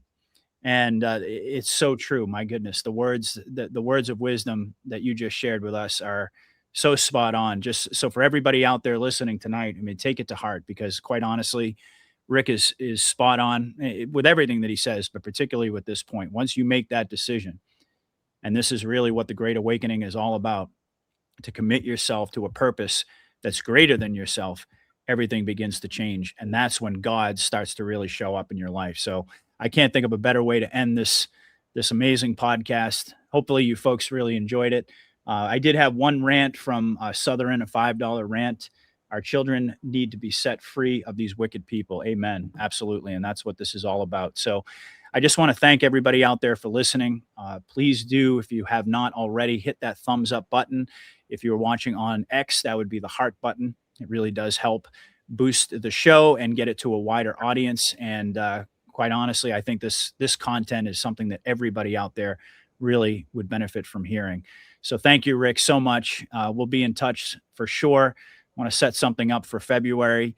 And I just want to thank everybody out there for listening, for this incredible audience, for all of your support throughout this entire process. And we're going to be back with you folks real soon. I'm going to be doing a show with Joe and Scott from Truth Stream, my good buddies, on Saturday. And of course, I'll be back with Mike King. Last week, Mike was a little bit under the weather, so we actually did a rerun of his podcast that we did. I think it was about a year ago. on, he calls it the Divine Selfie. It was the book that he did on the Shroud of Turin, which was absolutely amazing. But I'm looking forward to getting back in the saddle with Mike on Monday. And then let's see, next week, I should be doing a show with Dave, and I are going to get back on our normal schedule. We missed a week. It's Dave from News Treason. And a little bit later in the month, I've got SG Anon coming back. I'm really excited about that. I haven't spoken to SG in quite some time. So a lot of good content coming your way, folks. But we'll be back, and we really, truly appreciate everybody out there for listening. God bless. Godspeed, everybody. Patriot out.